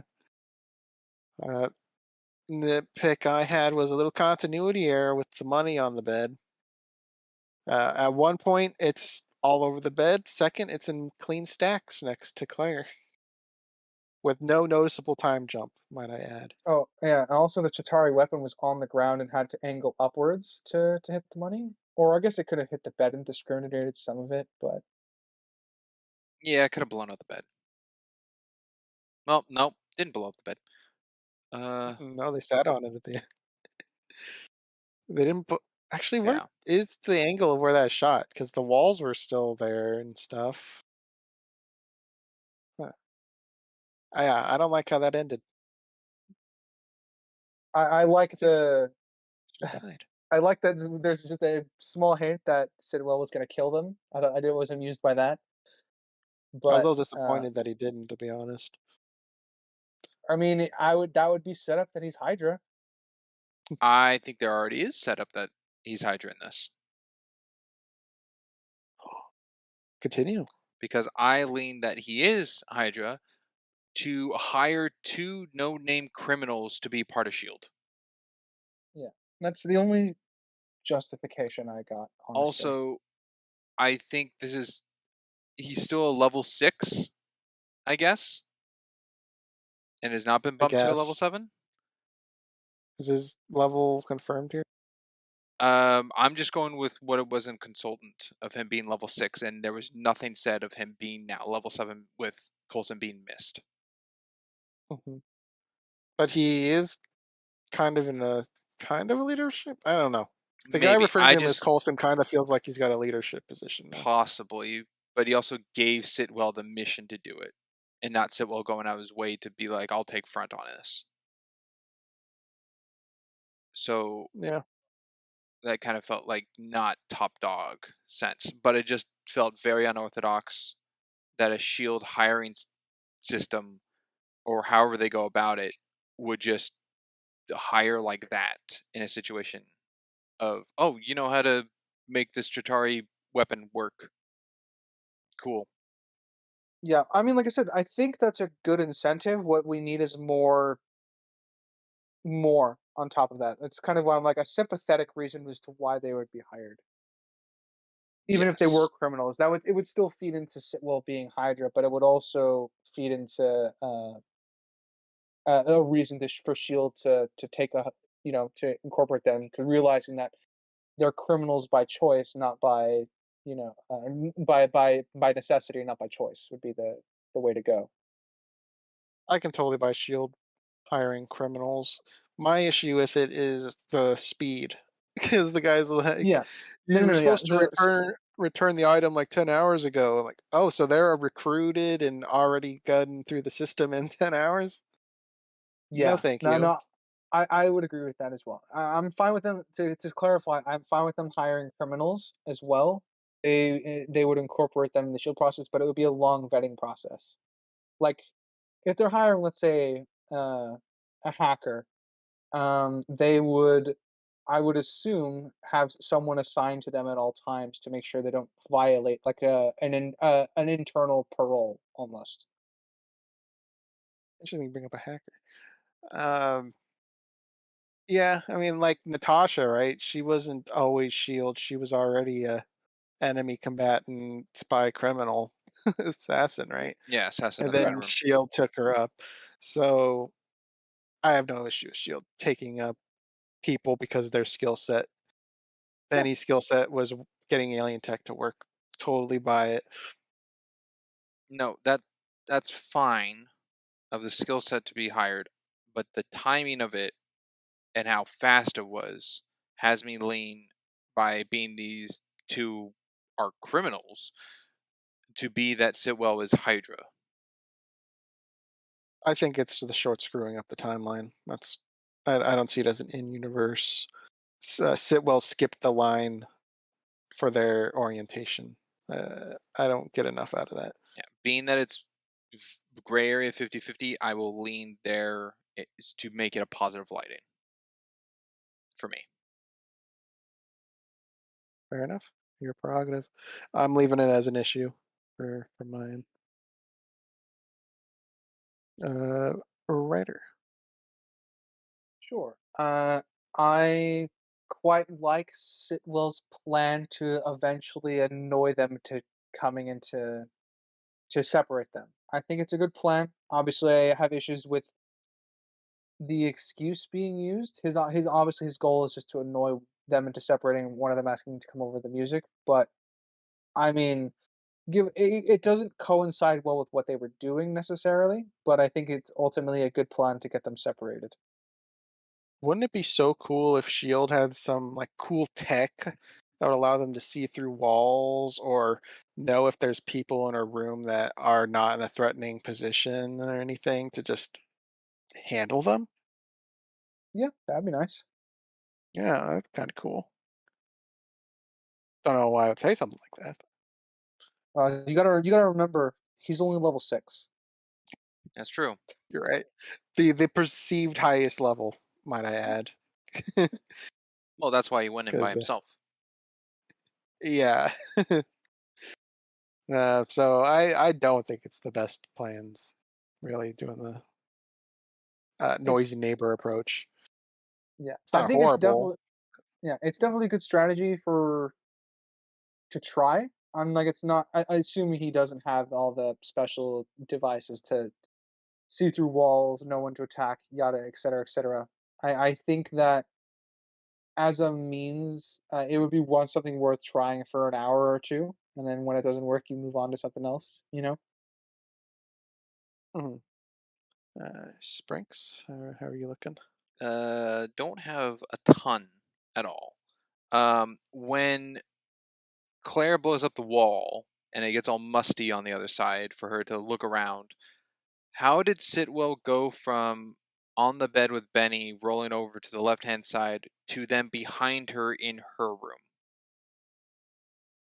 There's enough time to him like to crawl on the floor, I guess, Crawl on to the go floor, outside. out the door, and around? Yeah, that's how I I viewed think he, it happened. yeah, I think my how I view is he rolled out of sight, sprinted the rest of the way. I feel like if he did that, she Mm, probably would have heard him. if he sprinted, yeah, she would have heard, and there would have been a visual being with the camera angle cuts. Well, I mean, no, I mean he can run. I'm good. Sorry, I'm assuming secret agent. I'm assuming he can run quietly enough. I All the debris agree that all over the floor. Kind of hard. yeah, I'm not saying that wouldn't be easy. uh, Put on his hover shoes. yeah.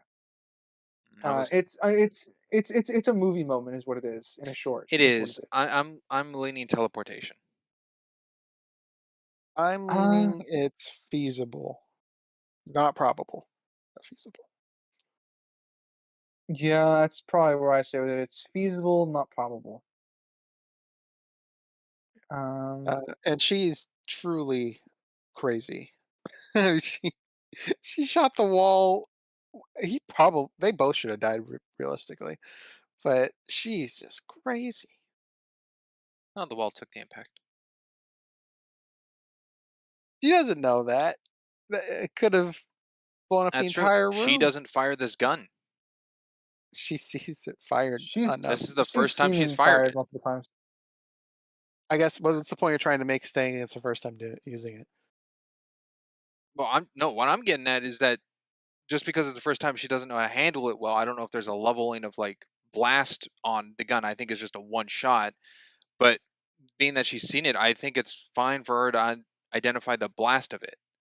Seeing like how it hits vault doors or, as a distraction to get everyone's attention when robbing banks. So upon blasting the wall, I think she'll take in that the wall will take most of the effect damage and not injure them mostly on the other side. She doesn't know what this wall is made of. Like they're using that to break vault doors, and this is like a thin motel wall. I don't think it's necessarily durability, but I don't know the word. Um, What's the definition of the word you're going for? um, vibranium. Uh, Mm, Density? no, Uh, impact fall off. Oh, okay. Like when we covered uh, Glass Onion and the bullet shot the glass to get to the person, hitting the glass first would take in the impact. I feel like the wall yeah. does that because To this a is a certain blast. degree, It's like not a bullet. So the wall's I mean, gonna take it first and then blow outward with force from there. we don't really know what it is. I mean, it could be like a fuel rod cannon in Halo, where it actually is a projectile, but it looks like an energy ball. Don't really, can't tell if there's an ammo to it. Yeah, I think it was just fall off is a good word for it, Springs. I know what you're trying to talk about. I think there is a specific word for it, but fall off is suitable. Yeah. And having rewatched the scene, I am now on the side of its teleportation.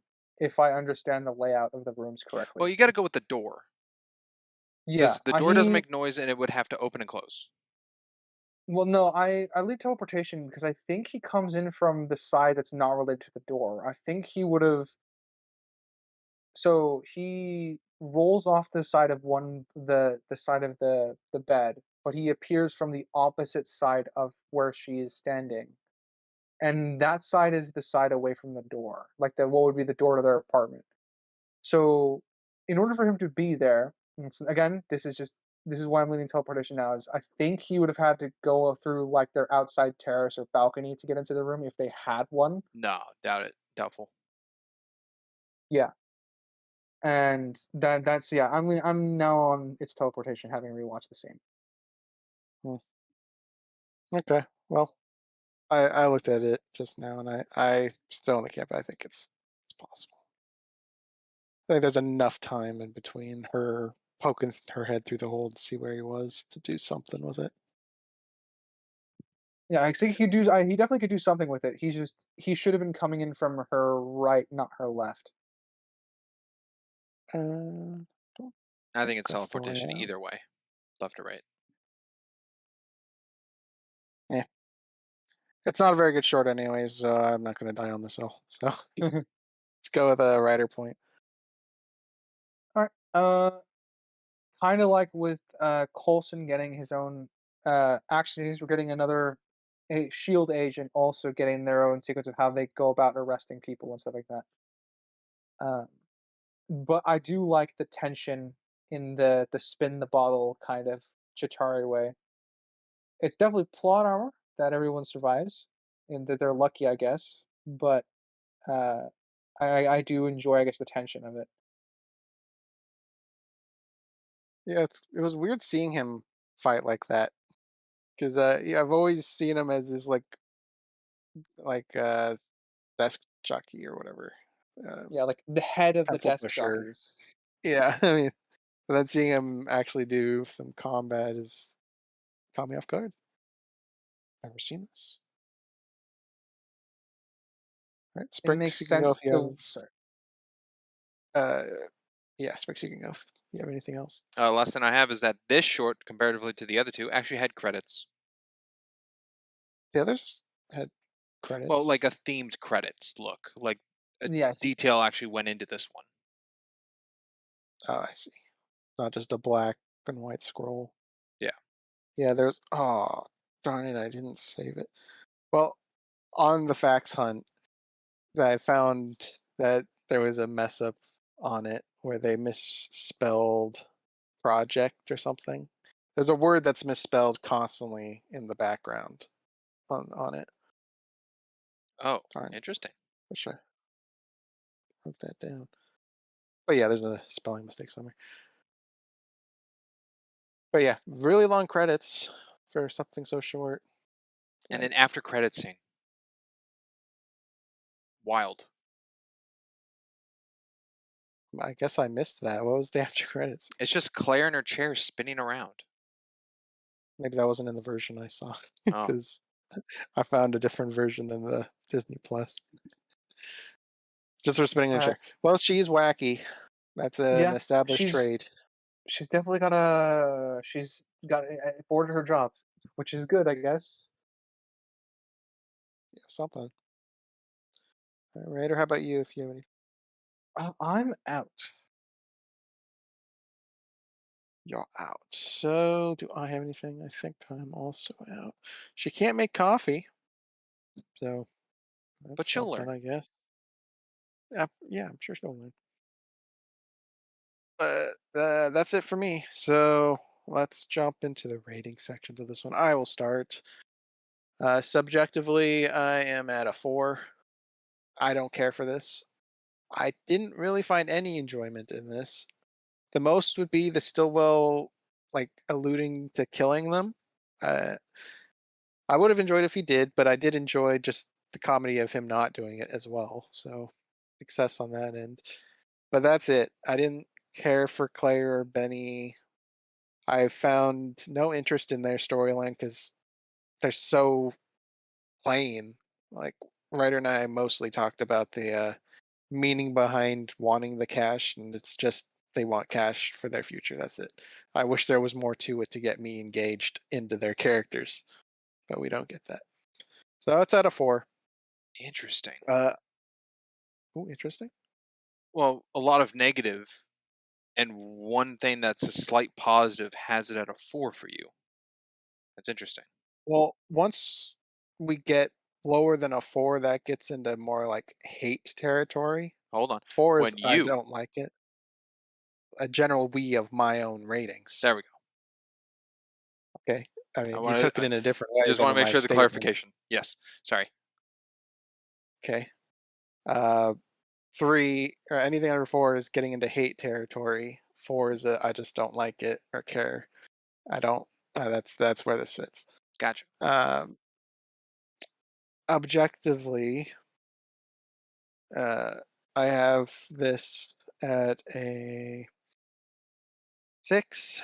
I mean, the visuals are fine. We definitely have visuals upgrade to the previous short. I mean, we even talked about that. The credit has some visuals this time around, so there's some backing here. The sad thing to me is that this has backing. I as obviously this is about my level 4 for me on my subjective, so I don't like it. Kind of feels like a waste to me. Um, but back on the objective side of things, the characters are consistent with themselves. Uh, the only thing really lacking is a sense of motivation other than just money. And I understand that is a motivation in of itself. But when structuring a story around these criminals getting an opportunity to make money for the rest of their lives and then getting recruited into a government agency, I feel like we need more than just money. We need something behind the money. We don't get that. So I find that as an issue. Uh, there's a slight continuity error with the money that was mentioned. There's convenience with the blast not killing them. Uh, I'm on the camp that her blasting the wall is worse for the short's sake than what's conveyed. I will concede that there's probably teleportation with Stillwell getting the jump on her. And Is there much of anything else? They're lucky that the first guard didn't do anything to them when he could have, and they clearly didn't do much internal research on the banks. I think bare minimum they scouted places to rob, and that's where I'm at with them. So I'm actually changing to a 6.5 after listing out all of that. I think 6 is a little harsh. So 6.5 objective. Uh, Going with writer next. I will just echo sentiments. I'm probably at a 4 as well. I put this at the lowest end of my average scale. I nothing in here that's particularly great to me. I like some of the humor with Sitwell. I think Sitwell is the best part of it. Um, and uh, not enough for me to attach myself to the characters in any way outside of Sitwell just being a familiar face. And we can argue about the efficiency of how he goes about his plan and process to get it done, but that's going to be more an objective thing. Yeah, so I'm also at a 4. Uh, Objectively, I think I'm at. Funny enough, I've been bouncing between a 6 and a 7. I'm probably gonna land on a 6. I think. I think Sitwell's planning to get them was off. I think while it is a good plan, I would have been more interested. It's very forced by the plot that it happens to work really well. Um, Plot armor with the Chitari blasts. They're not uh, the same power each time, uh, or it's kind of inconsistent, relatively speaking. We've seen in the bank heist where it's blasting through like a steel vault door and then it just ripping through some wood and wall essentially. Um, so I don't think that's consistent. Um, I think the characters technically have a motivation to rob banks. I find it to be very boring. I don't think it's particularly well fleshed out. If they were gonna flush out the idea of just then they want to be set for life, they could talk about like where they would want to settle. They could add in some quippy. They could add in some quick dialogue that's been kind of used in previous shorts to just convey ideas really, really in an expedited fashion, which I think would benefit this one shot a little more. I'm on the team of Sitwell teleporting. Um, so yeah, I think I'm at a 6. All right, Sprinks, you're up. Okay. I'll start with my objective. I think the acting's fine, and well, acting's okay. That's better. Acting's okay. The CGI isn't great. The prop though of the blast, the the Chitari weapon looks pretty darn cool. Um, the writing's okay. The action is pretty good. There's teleportation. There's the continuity. Crimson brought up. Lighting's good. Uh, Editing is good. Um, Costume I think is fine. They do change clothes from the beginning to Florida, so it's not like the same costume they had the whole road trip. So I like that they touched and kept that or understood that. Um, yeah, I have it at a 7. I think it's okay, but it has its nicks, it has its little problems. Subjectively, I like it. It's got a bank robbery. It's got a heist. Um, I find that enjoyable. But it's got alien tech and the Marvel overall is just kind of a lot of things I like. I have it at a 6. If I had to say out of the 3 shorts which one's my favorite, I would say it's this one. But it is not enough to bump it to a 6.5. All right. So that concludes the shorts of MCU Phase 1. And now we will jump into the black sheep that we've already explained in the beginning of the podcast. Not technically Phase 1. And now we're on to Agents of S.H.I.E.L.D. Season 1, the pilot. Already mentioned all the asterisks of why this isn't this, so we'll just jump straight into the histories. Starting with the writer. Sure. I watched 3 episodes and quit after that, I think. Uh, wasn't Guess didn't really pull me in, didn't really catch my interest. I mean, we'll talk about, I'm sure, the Coulson thing uh, going into this, but yeah, wasn't my thing. Though I watched the first couple episodes, I am curious to see what they I'm like half curious to see what they did do with the rest of the show and how they tried to keep it in line with the movies and stuff. But I don't know. Otherwise, I think it's my history is just pretty simple. Other than that, just the first 3 episodes, and it was a long time ago, so I rewatched the first episode of the podcast for the podcast. All right. Uh, what about you, Sprinks? Your history. I have seen this pilot before once a long time ago, from Crimson showing it to me. I remembered maybe 30% upon my second time watching it for the podcast. That is all I have seen of Agents of S.H.I.E.L.D. I may have seen trailers going for other seasons, but at the point where I thought to myself, you know what? I think I'll finally get into it. They were on season 5, and it's not to diminish the work that goes into a TV show, but a TV show to me is a big time commitment opposed to a movie. So I just went, yeah, maybe not. And then funny enough, rewatching this, found out there are 7 seasons of this show. That I did not know. How much did you think it had? 4, maybe. 4. I don't know. Okay. All right. So I will talk about my history. It's the longest. So I've seen the pilot 4 times, I think. Sounds about right. I have seen the first 5 seasons, I think. Maybe 6. It's been a while. Well, they get really crazy the further it goes. So yeah, I don't want to say anymore in case either of you want to watch it. Well, I know I some I things. definitely I definitely recommend watching the first 2 seasons because I think season 2 is awesome. Uh, getting into I a was gonna say, little sneak peek, huh?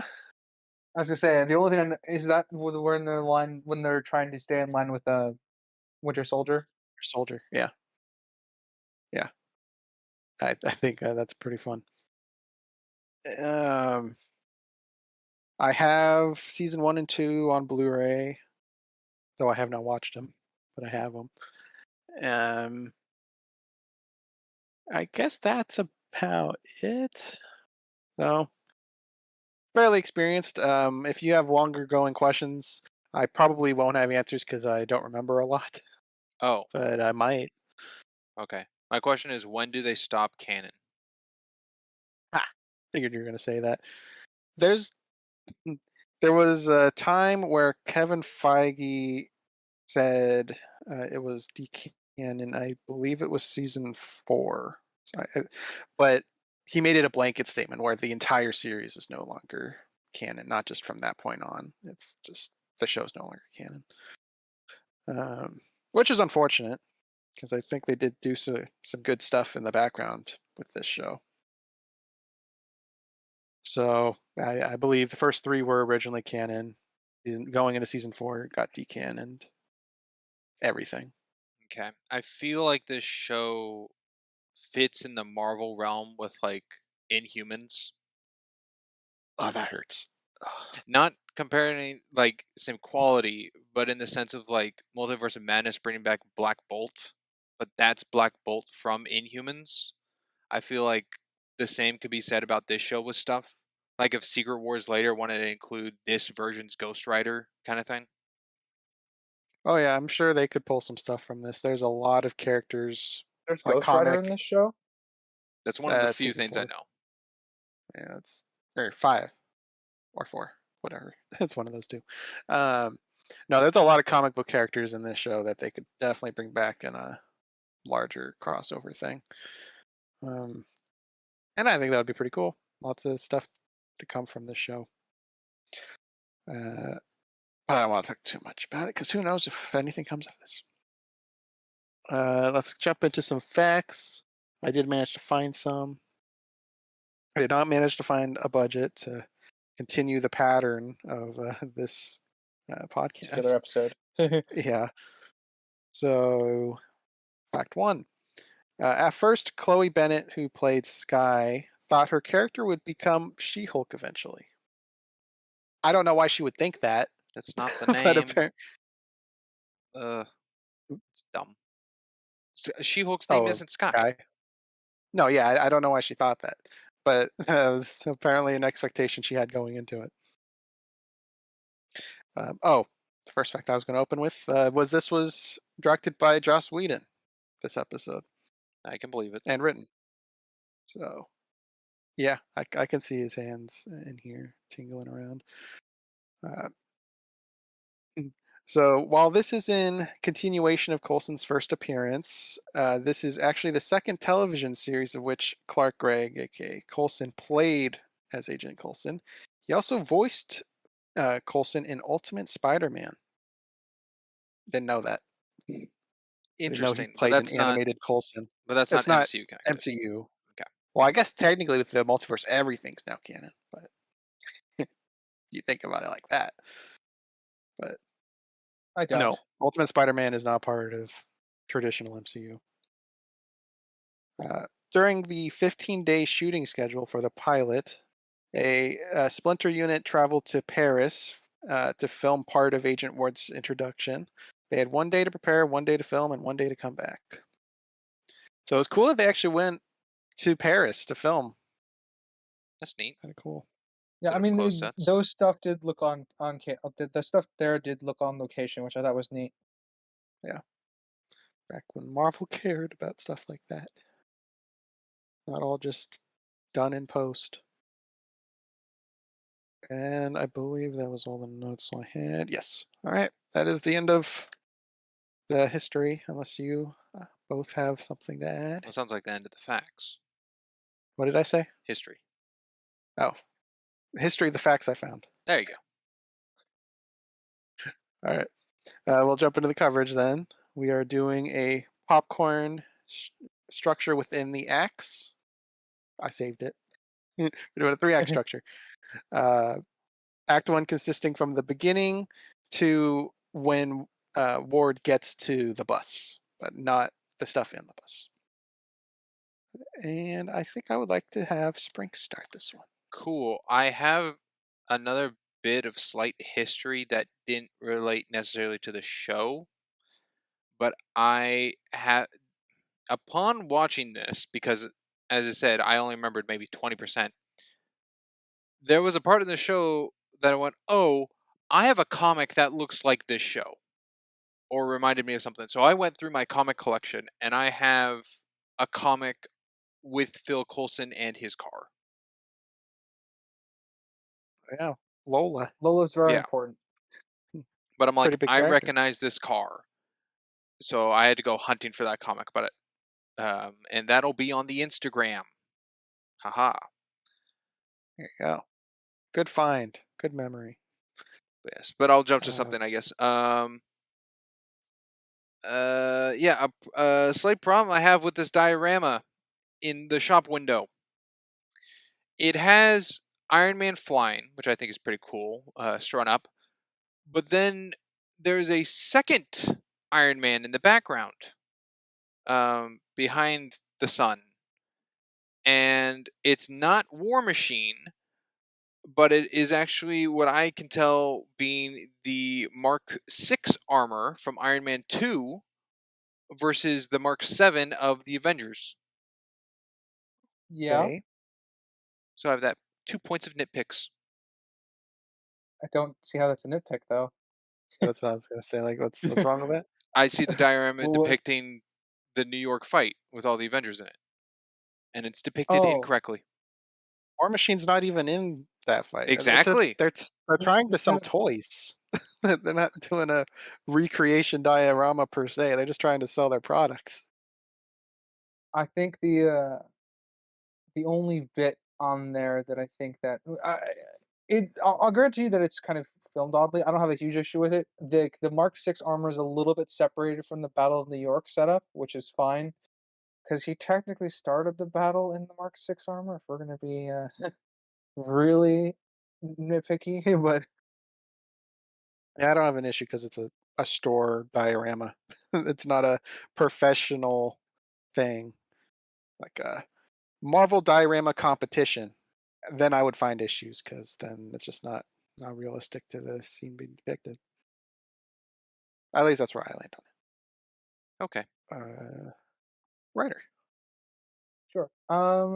Knowing what we know now, having finished the whole episodes, because this relates to later things. Why is the I don't know his name. Uh, the superhero Mike. that's turning Oh, Hooded Mike. Oh yeah, Hero. yeah, yeah, hooded hero. Mike, Yeah, why? Michael, Yeah, why Hooded is Hero. Mike and his son just happen to be outside of the lab? Maybe that's It where is Mike was going. convenient, I maybe, maybe. Why was but it his? needs to Why would kind he of be bring his son established. there? Yeah. And it just happened to line up to where the other guy in the experiment happened to blow up too. Yeah, like I said, it's a lot of convenient. The opening at face value works fine, but things that happen later retroactively damage it. I think. Once you learn he has a tie to it, and it's not just Yeah, a freak event that happened. Um, so I could see it as convenient, at least for sure, the explosion happening when he's there. You could think he's been to the building, he's seen the toy stores, so he brought his son there to show him, and then the explosion happens. So it's not a infeasible thing, but it's a little it's off, I just think. on today of The all timing, days, you decided to revisit the area where the lab is. right when it blows up. Yeah, Yeah. So the little convenience on the timing of the explosion for me. I can buy him showing his son a toy store across from a building he frequents. yeah. Sprinks, you want to go again? Sure, again. I think the explosion looked fine um, from the initial um, look upon it, but immediately after, all the quick cuts without music present or being very prevalent in it did feel very television just for the raised tension and panic. I was going to bring that up as a point as well. This show does feel like a show, which I don't think is a good or bad thing, but it You does can feel feel the like show it. budget. Yeah, Yeah, yeah. There's a show vibe with it, and that just goes with certain drama elements. You don't get too much of that in this pilot of the drama, but certainly going forward in the show, you can feel it. But that's future sight. I'll jump to a potential issue, see how it goes, but we see ID cards on the screen of Wilson, Ward, and Hill later in there, and Bill gets his issued on April 25th, 2011, which kind of means like the Thor stuff is got to be one of the first things he's ever done as a Shield agent. Or yeah. first thing he's ever done as a level 7 shield agent from the The level's consultant. not even on I'm just the saying it could have level's changed. not even on the ID Could have been badge, an ID change. but it's not stated on it as a level 7 badge or anything. I don't necessarily think it needs to be stated, but it can be like issued differently for access. It could have been a reissued ID because you know how whenever you get a new credit card or card delivered to you, it has your new expiration date. So it could be something It like does that say where that on there. Yeah. yeah, Also going with There's the an expiration consultant date. where Sitwell thinks Coulson is still level 6. Yeah, I suppose. Uh, Grant Ward's was 2013, his badge. And Hills was there for like one frame and I couldn't get a pause on it. So I don't know if Sprinks you were able to do that because that seems like a you thing. Did you manage that? No, I didn't know this was something No. to look for, but I can Well, try. I just know You know what? We'll do it you don't this way. have to. We'll do it this way. I will try for the recap. That's fine. I'm just used to you pausing to read stuff, so I just assumed that's what you did. Um, okay. So Maria, I couldn't get a pause on there. It was way too short. All right. Writer. Why is Colby having Ward explaining Shield to her? This felt like very ham-fisted dialogue from people who just don't know what Shield is. Colby? And since this is Maria technically, Hill. as of writing, Oh, it's supposed to be a shared universe. So it works, but it's very unnatural in the way it's brought up as a subject matter. uh, yeah. I'd say the writing implement overweighs the reality of the situation. I think. What do you think, Like Sprinks? I think that I'm kind of with Ryder. The choice of character is the problem I see with it more so. Of Ward explaining it versus then um, not heavy-handed, but should be more diced up and said out of Hill. yeah, how I would have approached the scene is Hill would be not ripping into him for his handling of his previous mission, but like more of like, what do we do here? And then he can cite off a few like what Shield is supposed to be about, and then she can cite how she violated it by going in alone without backup and stuff like that. Which would also then lay into one of the themes of the show of them having to learn how to work together as a team. Okay. Yeah. That I mean, I that would be agree. It's my way to improve flawed. it, but yeah, it's just odd. Yeah. All right. Sprinks. It felt very reminiscent to Spider-Man in an aspect where, even though they go with the responsibility line in a sense, but Mike climbing up the side of the building with the paws felt very Toby Spider-Man 1, and then the building fire and looking around gave me elements of Spider-Man 1 with the Green Goblin bit, but also Spider-Man 2 more of the civilian look with the kid to save This the is an doctor. origin story. I think they took elements of Raimi's Spider-Man. I mean, They they took even some reference inspiration. Spider-Man in this, so True, but by not just the like, line. but not overall comic of Spider-Man, but like a direct film relevance that's not MCU. Yeah. I mean, I can see the similarities.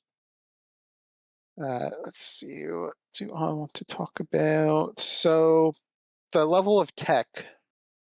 I think they may have gone a little overboard on the pilot on the tech in this What, the fingerprint because scanner, dish, X-ray tray? X-ray plate, drones that can essentially recreate the past due to how much information they retain. That's true. Yeah, we got uh, our division recalls, or what are they called in the division? you've I played that don't way more know. than I have. Yeah, you're the biggest Yeah. division fan here. Yeah, Uh, but echoes. They're called echoes in the division. there But you go. we definitely have that feel with how the drones reconstruct the past. Yeah. So they've really bumped up the tech levels here, and I don't think it's really to the benefit because now going forward, the show has to be held to this is capabilities they have. So whenever they don't do something, it's like, well, you could have done this. That's true, But that's Yeah, but that's a holding the future thing. show later. Yeah, yeah. yeah, I mean, this is kind of one of those things that with long format shows, there's usually a gradual ramp up of budget and then a gradual ramp up of like on screen tech that they would get and stuff like that. The Arrow show you have a does it, power I think. scaling thing. Yeah, Yeah, this was the Arrow show does also it. ABC. Yeah. Uh, so there's a level of power scaling that you have to that I think would be more appropriate for this show. They're starting out low tech because they're a ragtag team, but because they do such a good job, they're gradually getting more both funding for the show and funding from Shield to upgrade their tech and stuff like that. Uh, and to kind of contrast this, and I guess this might be unfair, but it is a shared universe as of right now. The Iron Man tech constantly improves to the point of obviously he wears a nano tech suit in Infinity War and Endgame, and but there's always a gradual ramp up of how his tech improves and stuff like that, which is obviously one of the things to like about the character is that you can see his technology getting better as the prolonged story is going along. Yeah. Sprinks. Let us see here. Um, I like the lady in the apartment just being very nonchalant. That it feels like this is what she signed up for with the person she's with. That people would just come breaking in, attacking, weapons drawn. I just like how nonchalant she is, rather than the screamy damsel like first time or oblivious naivety to it. The one that was in the fire. No, no, no, no. In Paris, Oh, when Ward's looking around in oh, the okay. apartment room, Because I was and like, she's I didn't get that off. Okay. Yeah. I got the impression she was one of the other parties there to secure whatever asset he was there for, but she just didn't care anymore at that point. She's like, I'm just gonna oh, leave I him. didn't get that at all. That could be a part of it, but Oh, I got that she was like the one night stand girl, or the relationship to the man with the red tie at the table in this being his place, and she's just like known that because of what he does, this is something to occur. That's kinda how I read it. I can see she was a third party kinda sleeping with him to get access to the room, but that's something I think would need to be more established than, what we yeah, have. I Well, both. regardless, I like how she played the scene. Yeah, I'm kind of in agreement there. Regardless of what variation she is, I do like that she just walks out. Not her business. Yeah. An issue I did have with it is the flickering lights in the stupid room. I don't It's clearly powering on. rich guy, has a secret It's room. You don't need flickering lights It's to powering convey on. that. it's for the effect, Crimson. I Yeah, agree. clearly. Yeah, it's dumb. Flickering lights are employed a lot in films, but lights rarely flicker, so it's always coincidence when they do. Most of the time, anyway. Writer, you can have a point. Alrighty. I'm gonna go to a broad one. Having only seen the first two episodes of Agents of S.H.I.E.L.D., I don't really have much attachment. I'm still mad they brought Coulson back from the dead Hmm. because I view his death in Avengers serves a really good purpose. So I view this as undercutting that. Uh, One of the yeah, I'm reasons not I gonna. didn't, yeah, one of the reasons I really didn't get into the show that much is because I saw it undercut a lot of the good writing that which was Coulson's death in the Avengers. Yes, I agree, but I do think, having seen going forward, that they don't waste this as a storyline. Yeah, I do think they make something out of it. In terms of this pilot, I think they do a decent job of dangling the carrot. Like something's I, off with Coulson because Maria and the doctor, like, oh, still thinks Tahiti or something. yeah. I remember getting far enough into the show that they were talking about a change in his like biology or something like that. Because of something that they used to revive him. I don't know the details of all of that. I still was mad over the fact that he was back. Because if if you remove death as a consequence in any shape or form, that's going to impact your storytelling. You have to make whatever was utilized to revive someone like non-repeatable. Ah, Like so it's you're a not a truly fan a of one-off thing. Loki dying A like 700 multiverse. times in the MCU. No, I'm really not. No, the Thanos death was good. I like that one because that was Well, that he one's where real. he actually died. Yeah, exactly. That was where he actually died. So Yeah. I mean, that's my issue with the multiverse is just nothing really has weight anymore because anything can be undone, really. yeah, That's why everything has to be a multiversal threat. Um, I guess Sprinks, you want in on the Coulson talk? I'm fine with it right now. I'm okay with it. It really depends on where the show goes and what it does with it. So mere conceptually, you have no issue with him being back because that's Nope. kind of a writer's at is conceptually him being back on the That's cuts. with where the point of everything is right now. I think it's okay. Depending on what the show explains, could get me into where the heck is Coulson for later MCU stuff in Phase 2 and 3. But that's all in the show explanation. And right now, I don't know what that is. Yeah, I will. I'll expand on my conceptual point a little bit. I view it as a problem because it does undercut previous work done. So that's the objective part of it. Though and that's I do have an issue with it subjectively for that reason as well. But I'm also not opposed to the idea that okay, you brought him back for a reason. If it's well written and well explored, I can see this not being a problem. But To obviously, I me, haven't gone that yeah, far in the show. to me, I have it with like Endgame where Loki takes the Tesseract. It's like it's a change. It's different from what we knew previously, and depending on where that goes, we'll answer it. So I'm like right at that stage right now, like Endgame. Haven't seen the Loki show. That kind of feeling. All right. Are we done with Coulson talk? Because I'll jump somewhere else. Got the basic as yeah. I got nothing more to add for now. All good with me. See that Grant Ward procured a Chitauri neural link, and I was just like, oh, that at least to me kind of explains why they all die together because they're all neurally linked. I don't know if that's the intention, but that's how I kind of read it is that they were all linked together. So once the main one died in the mothership, they all died. Yeah, they That they made functioned sense. somewhat like a hive mind that Loki commanded, which I think works really well. So it's kind of cool adding that in as a little addition to Avengers, making more sense.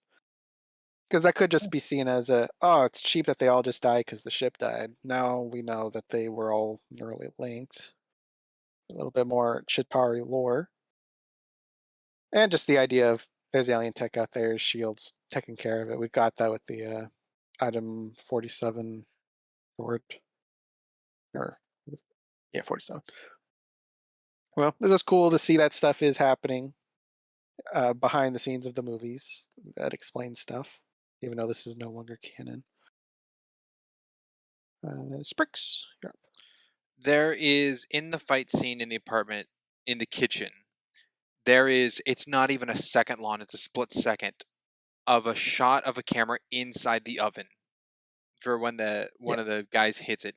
I think its sole purpose is simply for the cameraman or someone to be like, I have a cool idea for a shot, and they filmed it, and the editing team went, we'll use as much as we can. Don't worry, it'll be in the show. We'll put it in the show, and this is what they did with it. I don't think the shot was that short. But It's that it's does get less than into a the second. point I liked. I don't I don't feel like it was that short. I mean, I can vividly remember it. But on the Well, topic of that it's moment, a I cool really ass loved Grant's shot. kick. Yeah, it's a good Grant's shot. kick is awesome. It feels meaty. It feels like the guy died from that kick. That felt like a good kick. Uh, Grant using I don't remember if it was like a tray or a use a drawer, He drawer. but used a it was a drawer, drawer. and he then previously Punched used a through the blender. drawer. Yeah, Yeah, the blender. Did the guy toss like hot water at the Yeah, there's some kind of drawer? pot with hot water. Yeah. This is So not. that was pretty cool. It's pretty cool. Nothing on Punisher though, with aiming a kick to the head. That's far more brutal. yeah. This is a tamed fight scene, but it gets across the rawness still. I guess would be how I would phrase it. I'd agree. This fight does convey some.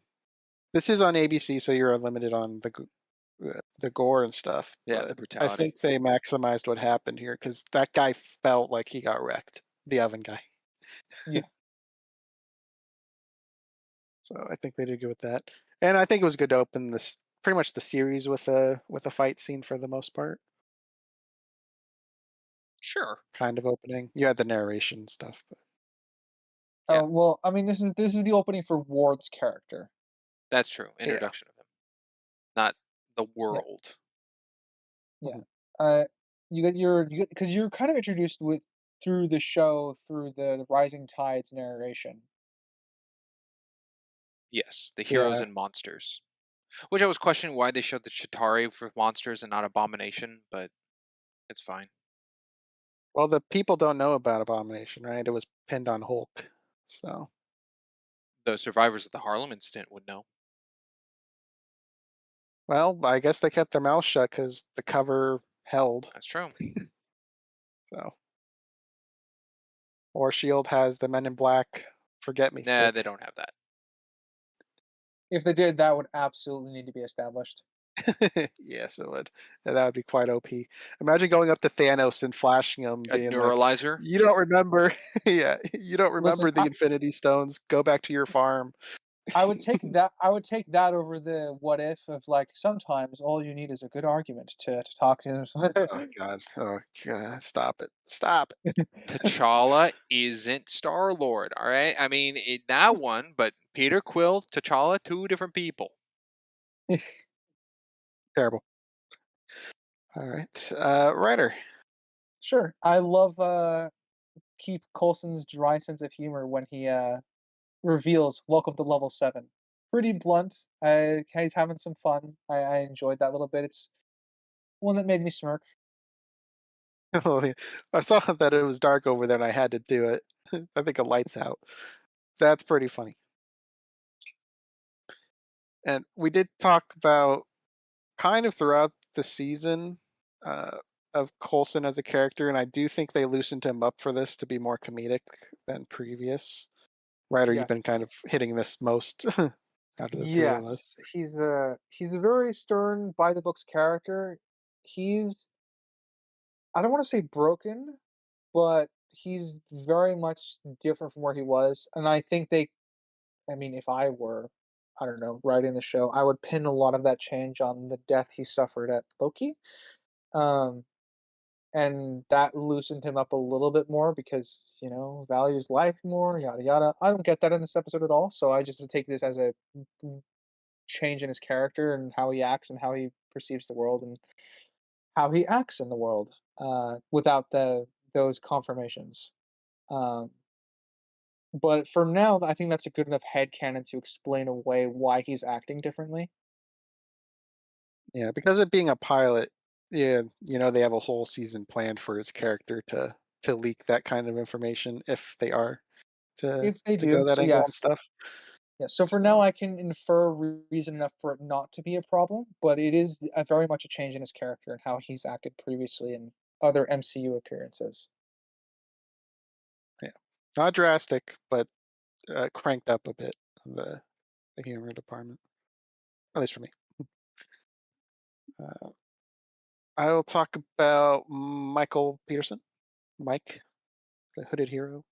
He has a Yes. California license. He There you go. does? That's all I have to say. Yeah, yeah, he does. Well, Wait, he wait, does. what? That's it? What's wrong with that, What are Sprinks? you I hinting can't at? bring up little things. You're bringing up something. What are you hinting at? Well, that he has a California license. No, it's just What? I was reading. What's your problem, Sprinks? You're getting. I don't know what kind of fact you're doing here. That I don't know. That just seems odd. Just in case you guys didn't notice. Where does this episode take place at? L.A. Perfect. There you go. Continuity. Good job, prop department. Okay. Sprinks, you're up. Huh. You've buzzed me. I don't know what But I don't know what you just did. That was weird. That's like me saying, "Hey, did you know Coulson was in Tahiti and Tahiti exists in the MCU?" Didn't know that. pretty good It's, continuity, I'd it's like say. just an odd curveball. Yeah, Huh. All right. Well, I can do that. you sure can. Just didn't expect it. I can spin you around. Uh, yeah. Um, word taken off in the helicopter from being picked up didn't look good. It Yeah, felt I very green screened, and they were shrinking his image. it They was were no doing Tom that. Cruise getting picked up by a helicopter No, and God, end no. of This Fallout. this was fake. yeah, him on the rope didn't look great. I think everything else looked really good though. Paris and the helicopter itself, I think that looked good. The But yeah, location was him probably interacting yeah, the didn't location fit. shot was probably shot on site for what they had. Him on the rope was probably filmed in a green screen booth, and they just edited it that way. That's my best guess. Yes, he was not dangling from a helicopter. But yeah, I think that is probably the worst CG in this pilot. Trying to think about it. Yeah, that probably is the worst CG in the pilot.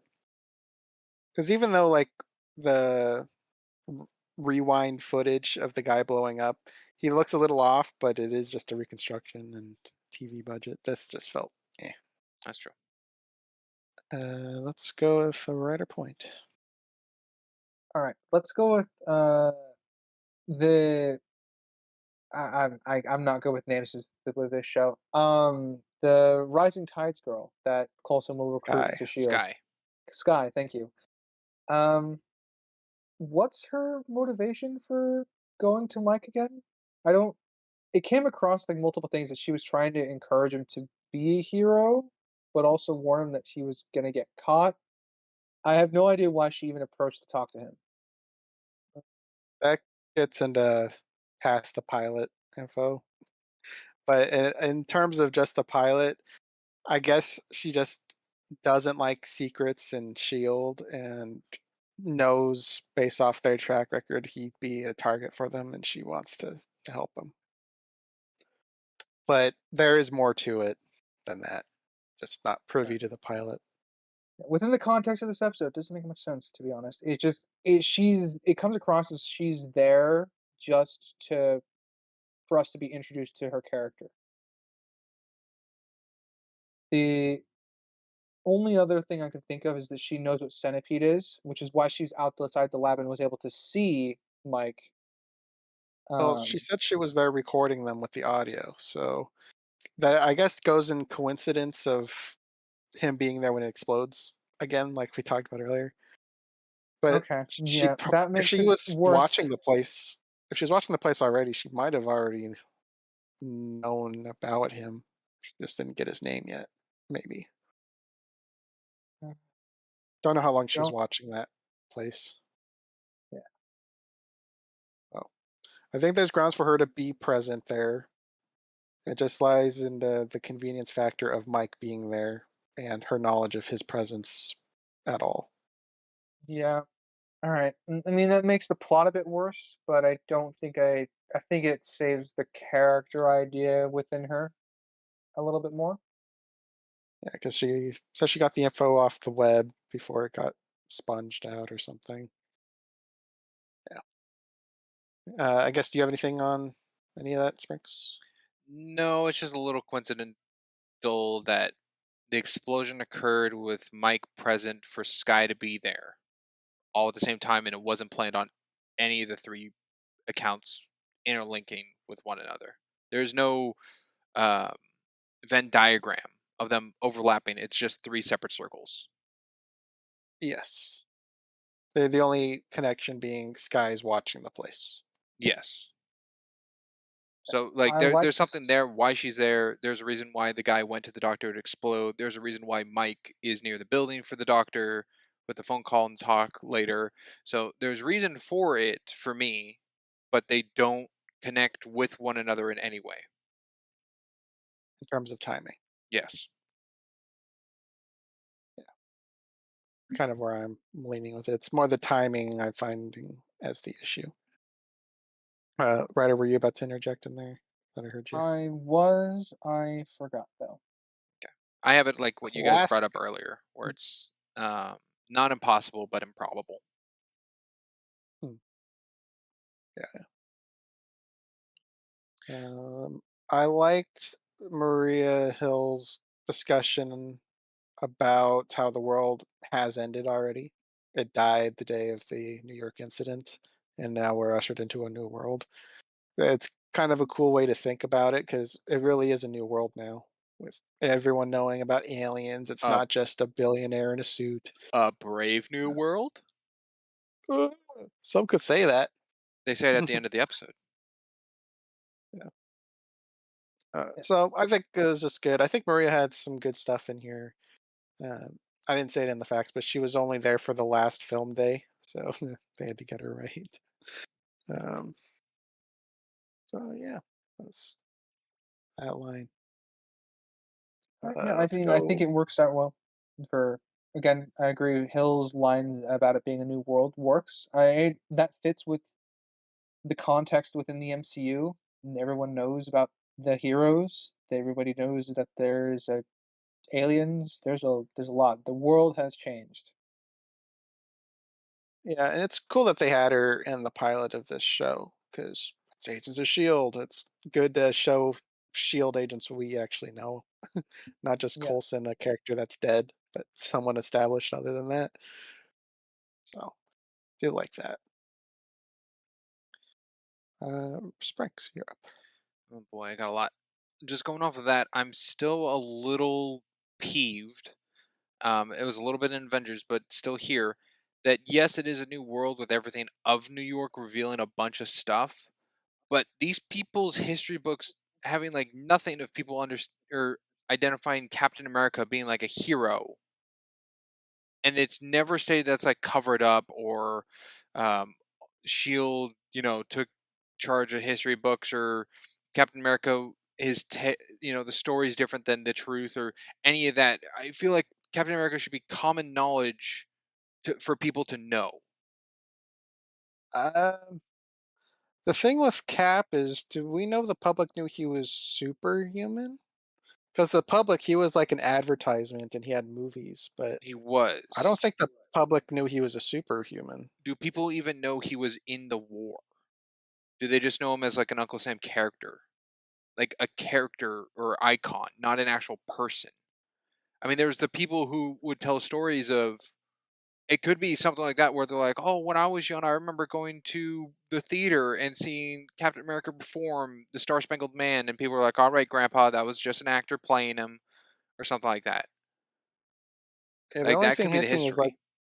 when he's running through the streets after the Hydra agent jumping on cars and sprinting fast. That's all I can really say is any public knowledge, and they don't even know he's Captain America at that point. That's just some That's just a fast really quick guy. guy. That's a freak of nature. Uh, so, in terms of the history of this world being missing on stuff, at least with Cap, I don't think we have the knowledge to know that the world knows he's a superhuman, Okay.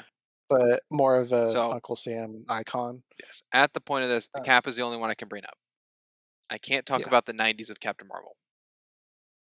Mm, uh, yeah. yeah.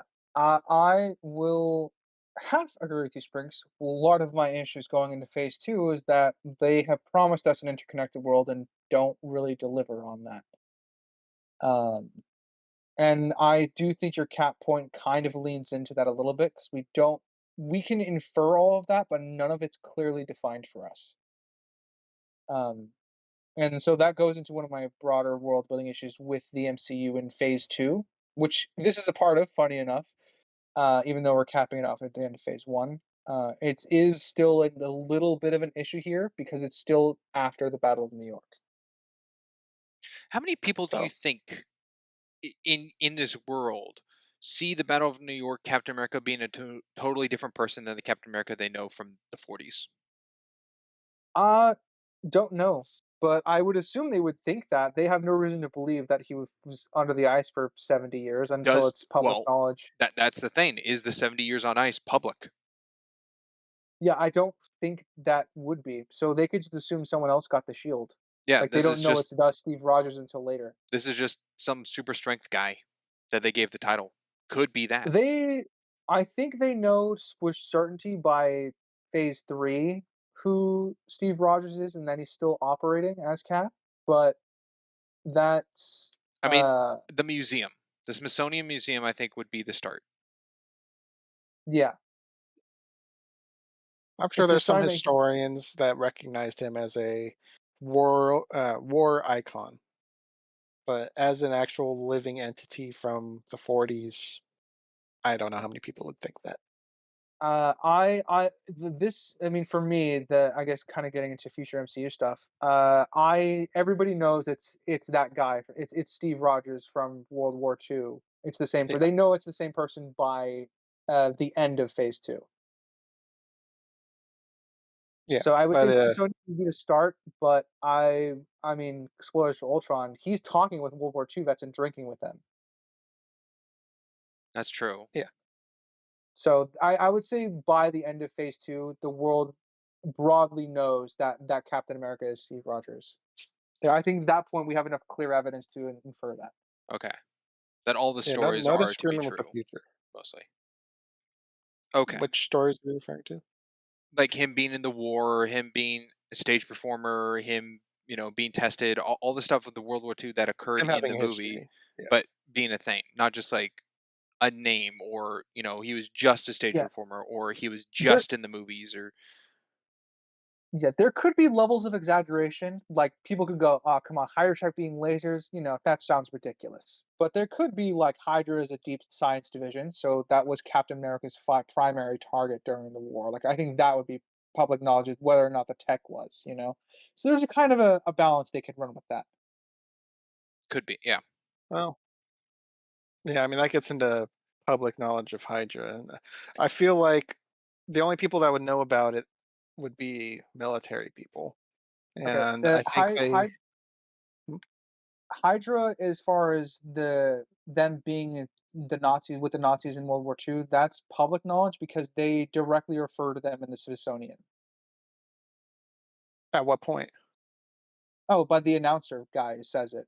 The Howling Commandos in their battle against Hydra. So it's a public knowledge thing that they were fighting Hydra in World War II. At that point, in phase one, I don't think they would have that. I mean, there's Oh, a lot between yeah. this I'm and that I'm not museum. arguing in for phase one. I'm just so we might Hence be on my different pages next point. season. I'm saying, like, I don't think Hydra's really known until Captain America modern days figure. Well, that's kind of where I'm at with it. Yeah, I think they become public knowledge maybe with the Smithsonian on Cap. With we know Falcon knows who he is after jogging with him in the start of um, We know him Winter as Soldier. a soldier and friend. Does he know he's Captain America? No, well, he introduces himself as Steve Rogers, and Falcon goes, "Yeah, I kind of figured that," meaning he knows he's Captain America. Okay. Yeah. A lot of Winter Soldiers Um, chat. Sorry. yeah, yeah. No, it's no worries. But yeah, so as far as again, this is me saying I have a broader issue with how world building works in the MCU, but this is kind of undefined for what Cap stands in to be right now. I'm going to just go with Sprinks because I don't know where we're at in turns here. Oh, it was me actually for that last one, but I can go again. Sure. So being Coulson coming out of the shadows and saying like welcome to level 7, is Grant now a level 7 agent? I would say yes. Okay. Has Grant become a level 7 agent before Sitwell? Not info we're privy to. Okay. Don't know. Is Sitwell level 7 in Winter Soldier? I don't Yeah. know. Is that when he I shows up? can't remember. Yeah. Yeah. He does show up in Winter I would Soldier, yeah. not be Yeah. Yeah. Yeah. surprised if he wasn't with all Yeah. the stuff he pulls. Hmm. I, it's been so long. I think he shows up in this show. So might get info on that. I don't remember. Um, oh yeah. How are you guys' Act One looking? I got a couple more. Okay. I've Um, got one more for sure, maybe two. well, let's go with Sprinks again then. All Just right. It was stated, I think, from Coulson that Grant's Hill's assessment of Grant is comparable to Romanoff. And yes. my eyes widened and I went, "Oh, all right, Grant, show me those skills." And there's a lot of seasons to establish his Yeah, skills. that gave Uh, me a benchmark to put him at. if he's comparable to Natasha Romanoff. We And shall I'd say certainly see. in this pilot, he held himself up to not be outside the bounds. I don't think he's been shown to be incompetent here in the Um, pilot. a little. He's a little incompetent. He doesn't read Phil Coulson very well. I can't see Natasha in that truth serum bit. Yeah, that's also very true. It's very much a Ward scene. Well, if it's a super serum that gets him and he's supposed to be really good, I would imagine it would also get Natasha. She's still human. That's So No, no, it no. might You be weird to misunderstood. see, No, but no, no.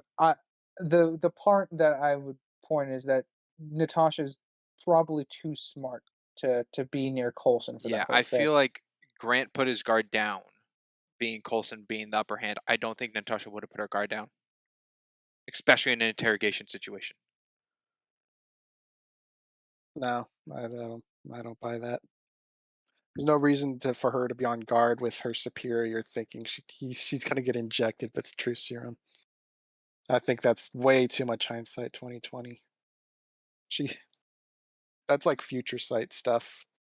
I mean, well, I She can didn't know it was going to see. The thing happen, is, but she's in a situation where it's not. So would she never be near Fury or anybody ever because she's that on guard? No, I I mean, said I in the think it's interrogation unrealistic. session, like scene or uh, she's in the location. interrogation room.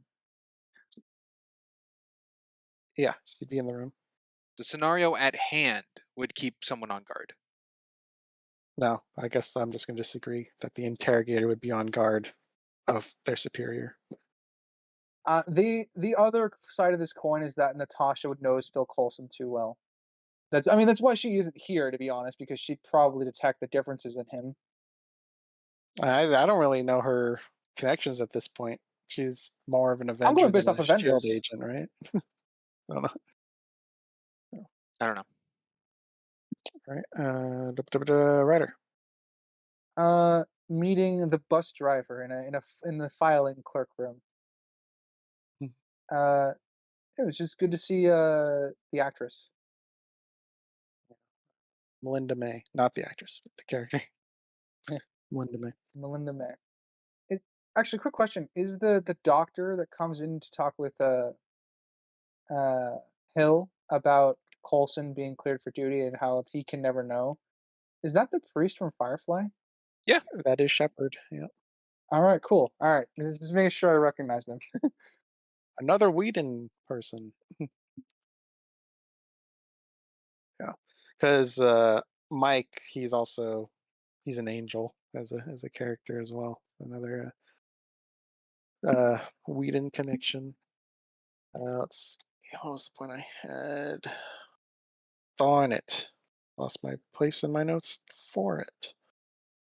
Well, I guess Sprinks, you can go again while I read. All right, sweet. 4 times in a row. Um, the part Writer just had a of point. all right, 3.5 times in a row. The part of Hill and Coulson kind of having their talk where I didn't write down his name, but like Shepherd Book talks to Hill, and they're talking about Tahiti. There's a slow strumming guitar used as the music for the scene, which plays off a romantic situation between Hill and Coulson in the tension of the room, and I didn't like it at all. I'm just going to fundamentally disagree. I felt no romantic tune. I I didn't even know there was supposed to be a romantic tune. To be honest, I wasn't looking for it. Didn't feel it. Okay, I I just didn't. came across them as them being The coworkers. guitar should not have been there. Eh, I didn't get it romantic I, vibes, so I guess I'm fine with it being there. if I ever rewatch the episode, I will look for romantic vibes. I kind of do want to watch the first 2 seasons with you, writer, to see if you think Coulson's return would be worth it. We got to get through Buffy first, all right, Crimson. The other Whedon project. The other weekend project, yes. Yeah. The point I was going to bring up is I do like how they try to bring up um, all the Avengers for the most part. I don't think they did. Well, but The they brought up diorama Captain did. America. I guess in that regards, but I mean more of like a direct reference. They got like Tony Stark with the billionaire in an iron suit, Natasha, obviously. You had I just had it. Dr. Erskine's Super soldier, with Cap. gamma Yeah. radiation. Oh yeah, Gamma. I didn't even read that one with Banner. Yeah. So All right, so I think Barton is the only one they don't talk about or bring up. yeah, I was gonna say Hulk, but you did bring up the Gamma thing, so I think so. Was Thor mentioned? Yeah, Oh, Thor was yeah, mentioned by I don't think he's a god. Oh, yeah, they directly yeah, say his I name. guess so. Yeah, yeah. So I think that is kind of a neat thing they threw in there in the pilot. They didn't have to do that. Which is odd because Barton's actually like a shield agent. I That's suppose. very, very true. Yeah. Writer, you have anything else left? I do. No wait, I don't. That's a lie. Liar. Right. Spranks. Last thing I got is with great power comes a ton of weird crap, and that's a very shoehorned line. Yes, but I can also see Sky saying it. But it's obviously for the audience. But I know what they're referencing. Yeah, it's to get the audience to do the Leonardo DiCaprio meme of pointing at the screen. Yeah, so Yes. with great power comes was said before No Way Home with Aunt May. Yeah, but I don't think that's a world famous line. Like It's a Spider-Man Peter line. Parker, it is, but it's not like Peter Parker's like, "Hey everyone, my aunt owns this quote, Oh no, so I'm just never saying use it." established at the point where this show was still canonized. This was said before the introduction of Spider-Man, so to hint to a Sony character, and then upon bringing in Spider-Man with Civil War, they waited. Civil War isn't a Spider-Man movie, so two. Let's go with 2.5 more Spider-Man movies, not including his Avengers presence, to be able to say that line. And sure, the impact weight after all that time and the people who saw Agents of S.H.I.E.L.D. and the span of it is just all encompassed. But still, the choice of Marvel to use it, maybe thinking at this time upon filming they would never get the rights to Spider-Man, or only allowing to go so far with what they could, comic wise or something. I don't know, but I'm sure that irks people more so than it irks me. Probably bigger Spider-Man fans out there. Or they appreciate it that's mentioned at all, that they're fans. Maybe. Right. Yeah, my take on that is the Watts trilogy for Tom Holland's Spider-Man is entirely about building up to being able to say that phrase and have it a real gut punch. Yeah, they do try to pay off that line in there. Let's see, what was I gonna bring up? So I guess Shield's intel kind of sucks because when Grant is at the fireplace already fighting the guys, they then say hostiles are closing in on your position while he's already in combat. That's So true. They're just there. fail on their part. Damage to the competence of Shield starting early. Damn. Yeah, even with all this tech. And actually, I'll save that for later. So final calls. Did you run out, Sprinks? Are you still I going? am out of Act 1. All right. Alrighty, and Ryder, you're done. Yes. Yes.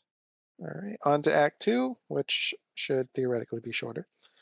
So we have uh, Grant Ward on the bus to right before Mike talks to the doctor in the hospital, I guess. And we'll start with Ryder on this one. Uh, Joss really quickly introduces us to um, Scientist Quirk One and Scientist Quirk Two, and very very upfront, and I guess we guess we know what archetype these two are supposed to be. Yeah, Simon and River. Um, yeah, let's go with that. And uh, it's it's just very quick, and it is a lot happening at once. I think it works. I don't have an issue with it. It's just I kind of wish our introduction to them was a little bit more smooth because it's very fast that all the stuff they throw at you. Yeah, the technobabble, their specialties, which I wonder if they keep up their lanes going forward, with one being an engineer and one being a biochemist. That'd be cool. Yeah. Explaining the embedded sensory neural silicone for communications instead of using the earwigs. A lot going on in that scene. How do you feel it was implemented, Springs? Condom with Ryder was a bit quick. There's a lot thrown at you at once for introduction to characters. It just However, felt like they were. Uh, sorry, I was going to say, however, with what I wrote down is you got a big aircraft, you got an odd group of people, you got going on a zany mission. Yeah, Joss Whedon was here. that's pretty I funny. suppose so. Um, Yeah. I was going to add on quickly. I just felt like they were exaggerated character archetypes because I didn't really get character from them in this much. I think they do a little bit when they're investigating, but not much. I think. I couldn't agree with that. Just from the pilot, they're very much caricatures. They're Yeah. just sciency. I love science. I think you get more out of Fitz than you do with Simmons. Explain. I think Fitz with the drones and what to touch and not to touch, and the little joke of like touch my thingy, um, and the breakdown of the camera from the what was it called, the flash burn memory or anything. I feel like a lot of that was more on Fitz than Simmons contributing things. I agree with the thingy talk because all the other stuff is just technobabble. I kind of lump that as the science talk, but the thingy does kind of get that dig into his character that he's True, more but like uncomfortable and all that awkward. Bamble though was out of him. It wasn't shared amongst the two of them. So it did seem like Simmons didn't come across to me as the quiet type. No, I mean she was talking about stuff too, but I mean if we're talking about screen time, yeah, Fitz got more to do, but character wise, I think the only thing that really stands him out more than Simmons was the quirky, awkward thingy line. Well, what do you think, Ryder? I think I'm in agreement. I think Simmons has a little bit in the investigation. Like she's not afraid of bodies, but in comparison, but I don't really think that's a lot in comparison. So we get some trait stuff for her. Whether it's going to be consistent or not going forward, I don't know. But it's, I guess, an interesting dichotomy to have. Yeah, and I guess in their introduction scene with Grant Ward there, I think they do a good job setting up how he's going to view them as annoying to deal with, which just sets up some fun interactions to be set up going forward. Because at least in this pilot, there's not much of him like doing eye rolls with them or anything. It's kind of mostly just this part. Yeah, I could Springs. definitely see it as set up for sure. Yeah, Springs. Sure. A great editing. Also, I guess goes in line with the writing. But what I really liked was the expectation change or whatever it's called of the takeoff of the plane to the cut of them opening the van door to Sky. Yep. I also really love that. It's a nice subversion, and I Subversion, appreciate it that's the word. because yeah, it's a very hated word thanks to Ryan, but it's when it's done well, I do like subversions. Well, Joss is pretty good with that. Yeah, and I Um, mean it would make sense that Shield would find her because Shield is, as of right now, a very competent organization with some nicks here and there. you'll never find us for sure.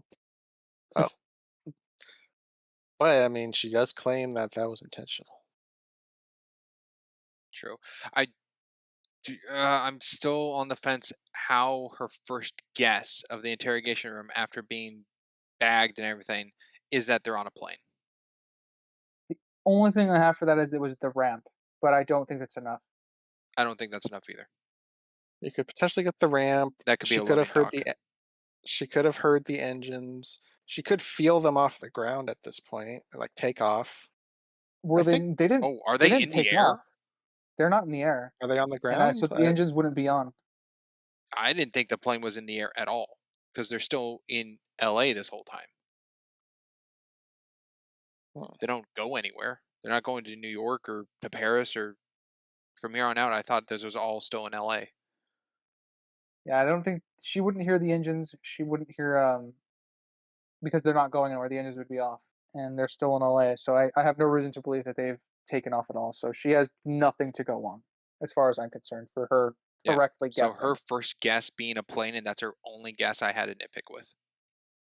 I don't think it's impossible, but it does seem like very like if her knowledge was like, "Oh, I know you're stationed here in New York, so for you to be here, you'd have to fly out or something like that." But then she'd have to be keeping tabs on them, which she doesn't express.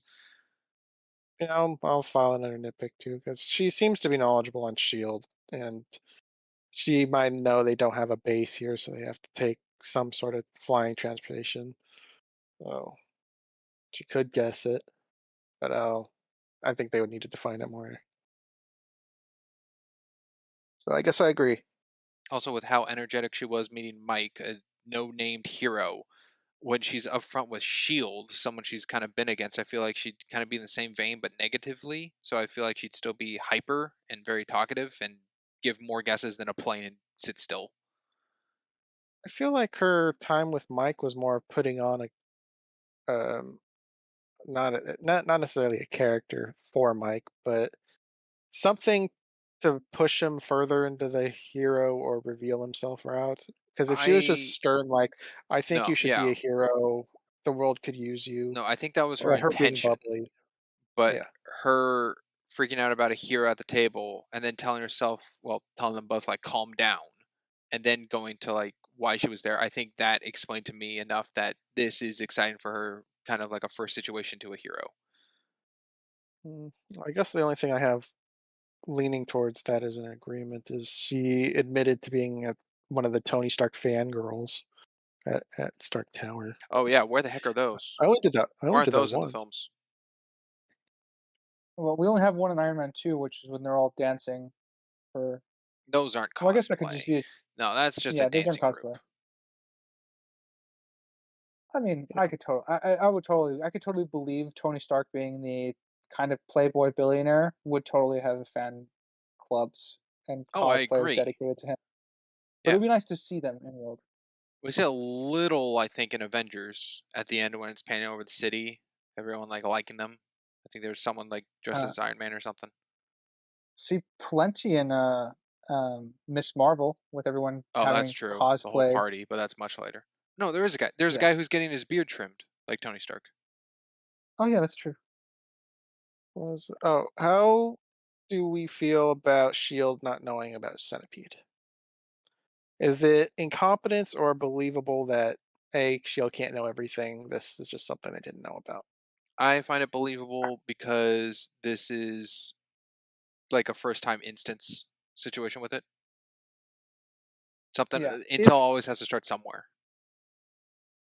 If it's a first, since this is the first time instance, I don't have an issue. Also, it depends on how strong the quote unquote backers for Centipede are. Like, if it turns out to be like AIM or something like that, I can probably buy into it a little bit more because they would have a lot more to. To cover. Yeah, Okay. Yeah, I agree. I Yeah, think I can there's tell you enough it's not wiggle a room. Hammer product. Does it because it work? works. Well, actually, it didn't work. I mean, it blew up on them. So maybe it But is the fact Hammer. that it blew up is already doing better than Well, it Hammer has Tech. So, extremis connected.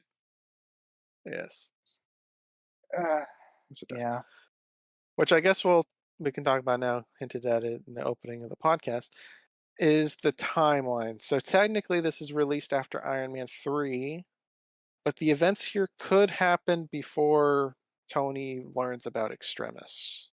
Yes. Is So this like the it's in a first gray area. extremis situation going like trial like was extremis born out of well then again Coulson knew what extremis was. He's heard of it.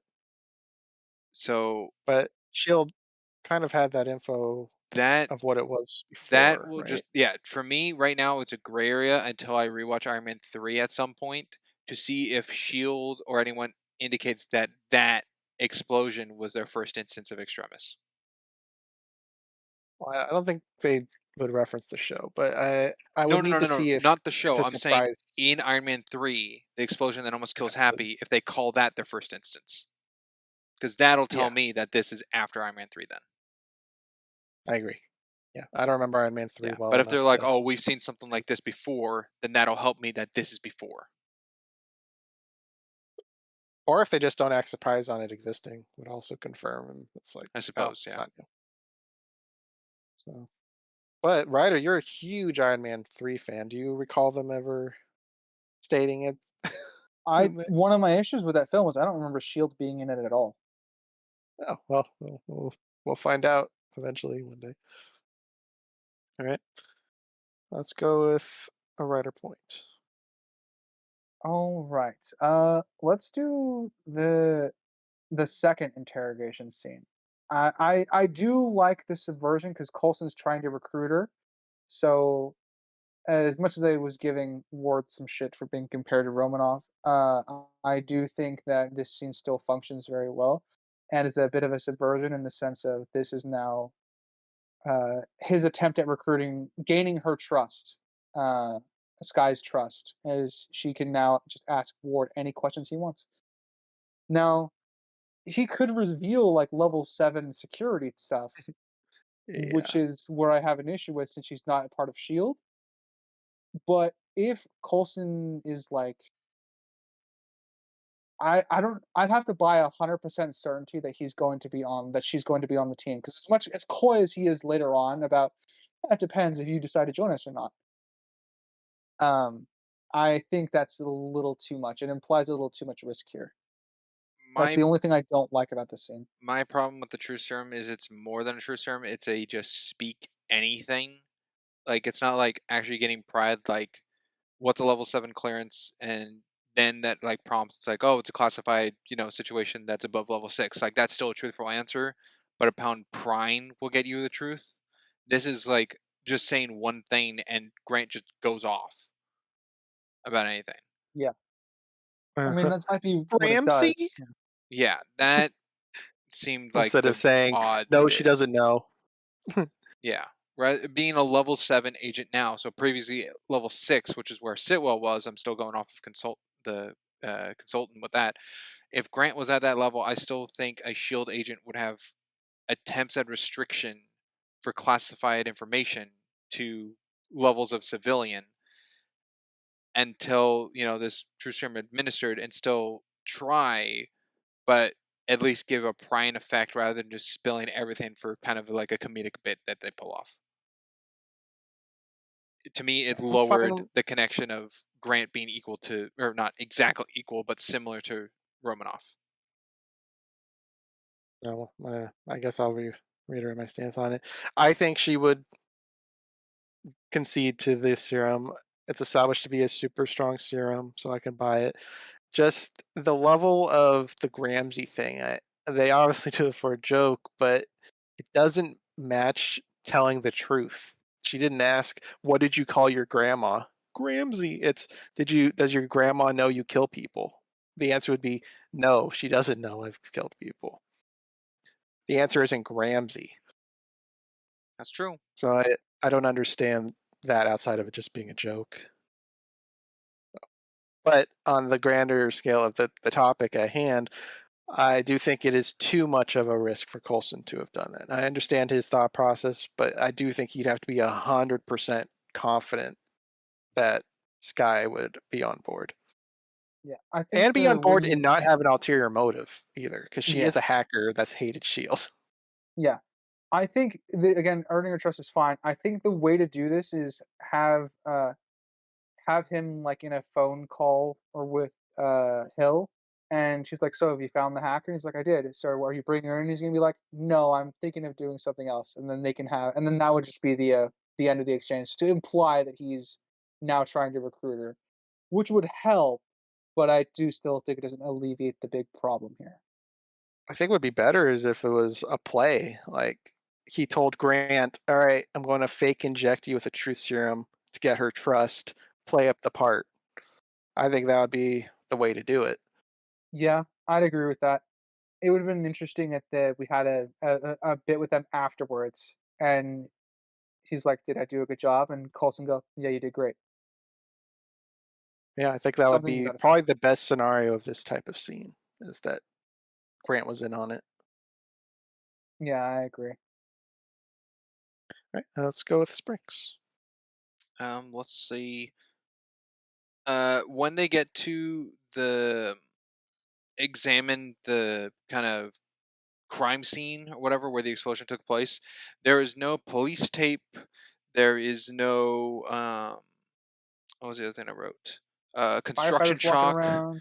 Yeah. There's nothing to cover up a big dent in the concrete in the middle of the road to stop the flow of traffic for repairs of any kind. And now I know construction, especially that in LA, could take a long time to get to, but at least for the safety of anything to block it off or detour around, it just seemed like nothing was around. Especially after All I can explosion is say, with, as Ryder just I think I heard, with firefighter presence or police or first responders. yeah, all I can say is Shield's involved, so they might keep the police away from a secret base or laboratory, but I There feel would have like been a that's lot of reaching. calls that flooded because there's an explosion. Yeah, Listen, the LAPD, despite Die Hard, is not that incompetent. And he's not even well. Okay, you're talking about that. Yeah, the LAPD.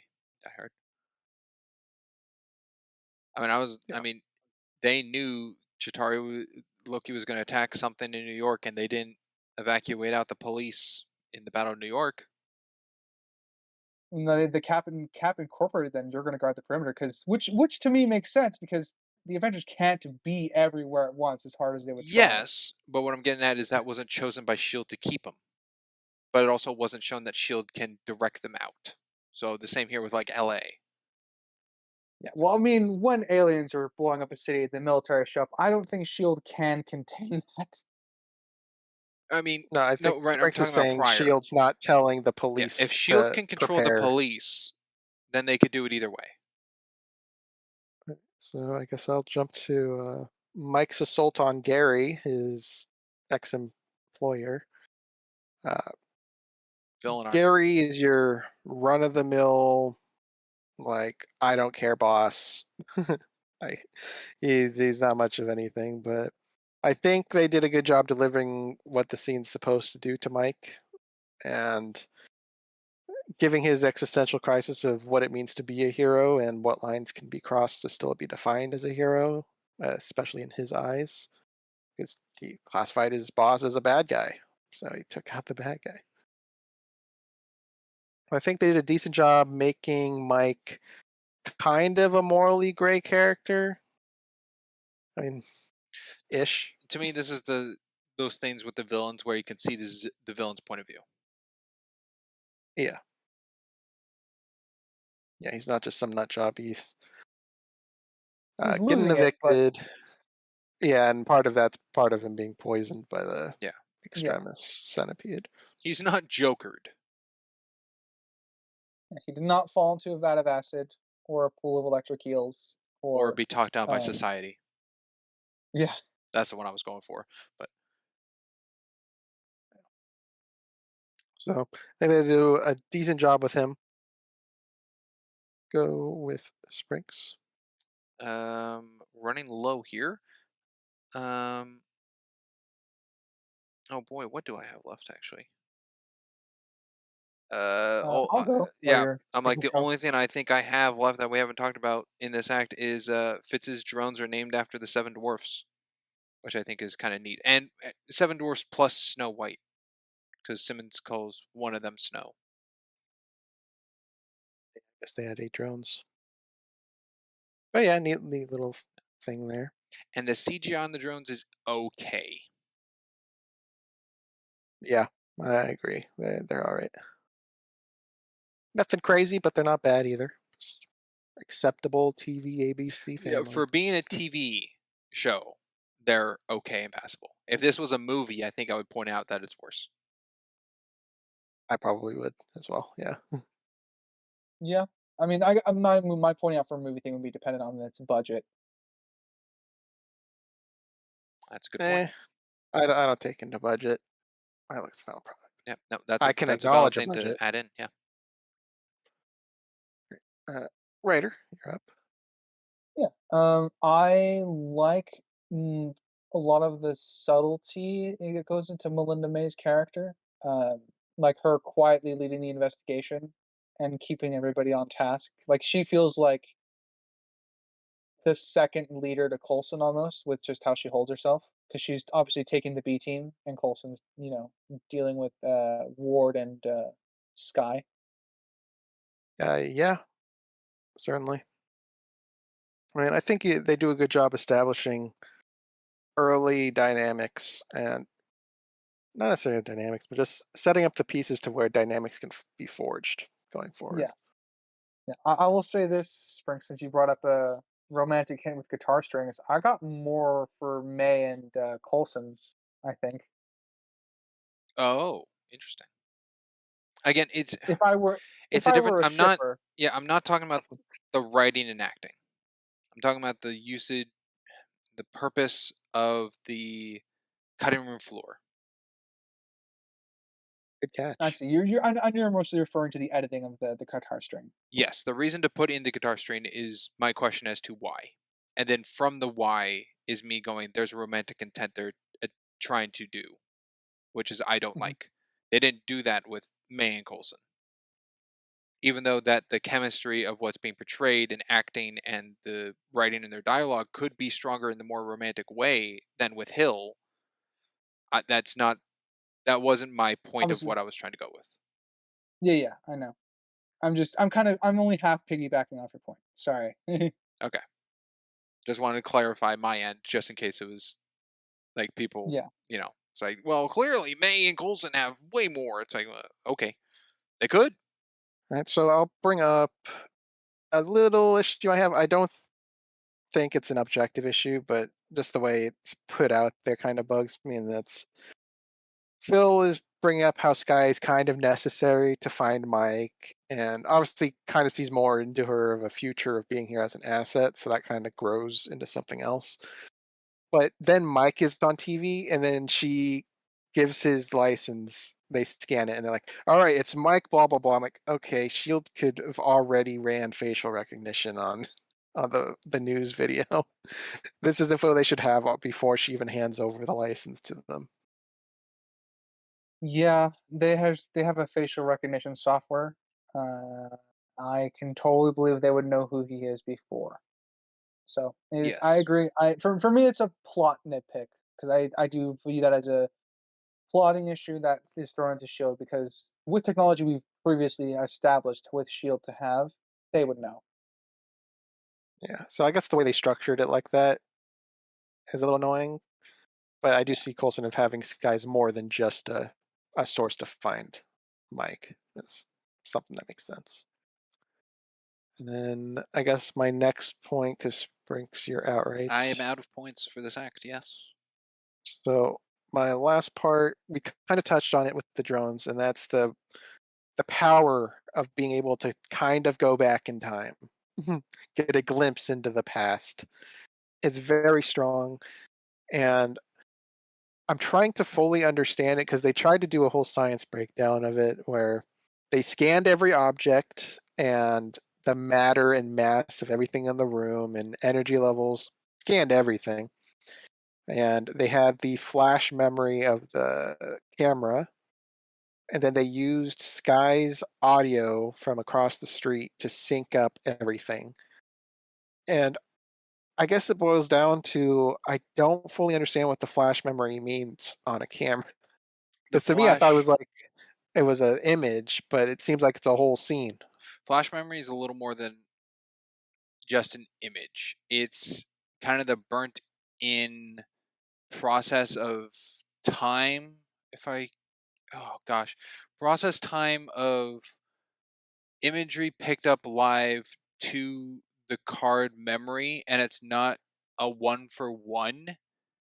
It's not like the time it's shown is the time into the memory of the card. There is a delay, and I think between the delay of 100% on the card from the last image is video, I think. Could be a little more than that. It's not a Because lot, but even it's not one image.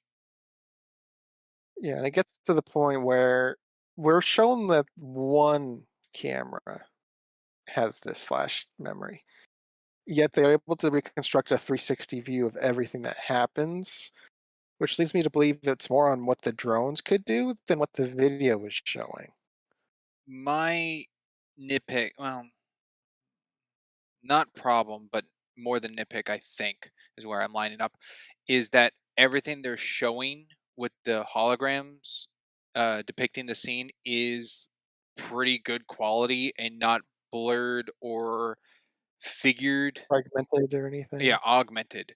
Because it reminded me of in the Batman games of the detection vision situation, especially like in Arkham Origins when trying to solve a crime, the people in the scenes are just blobs, and not depicted, but it's going off of the height of impacts of everything to get like the general shape of what occurred.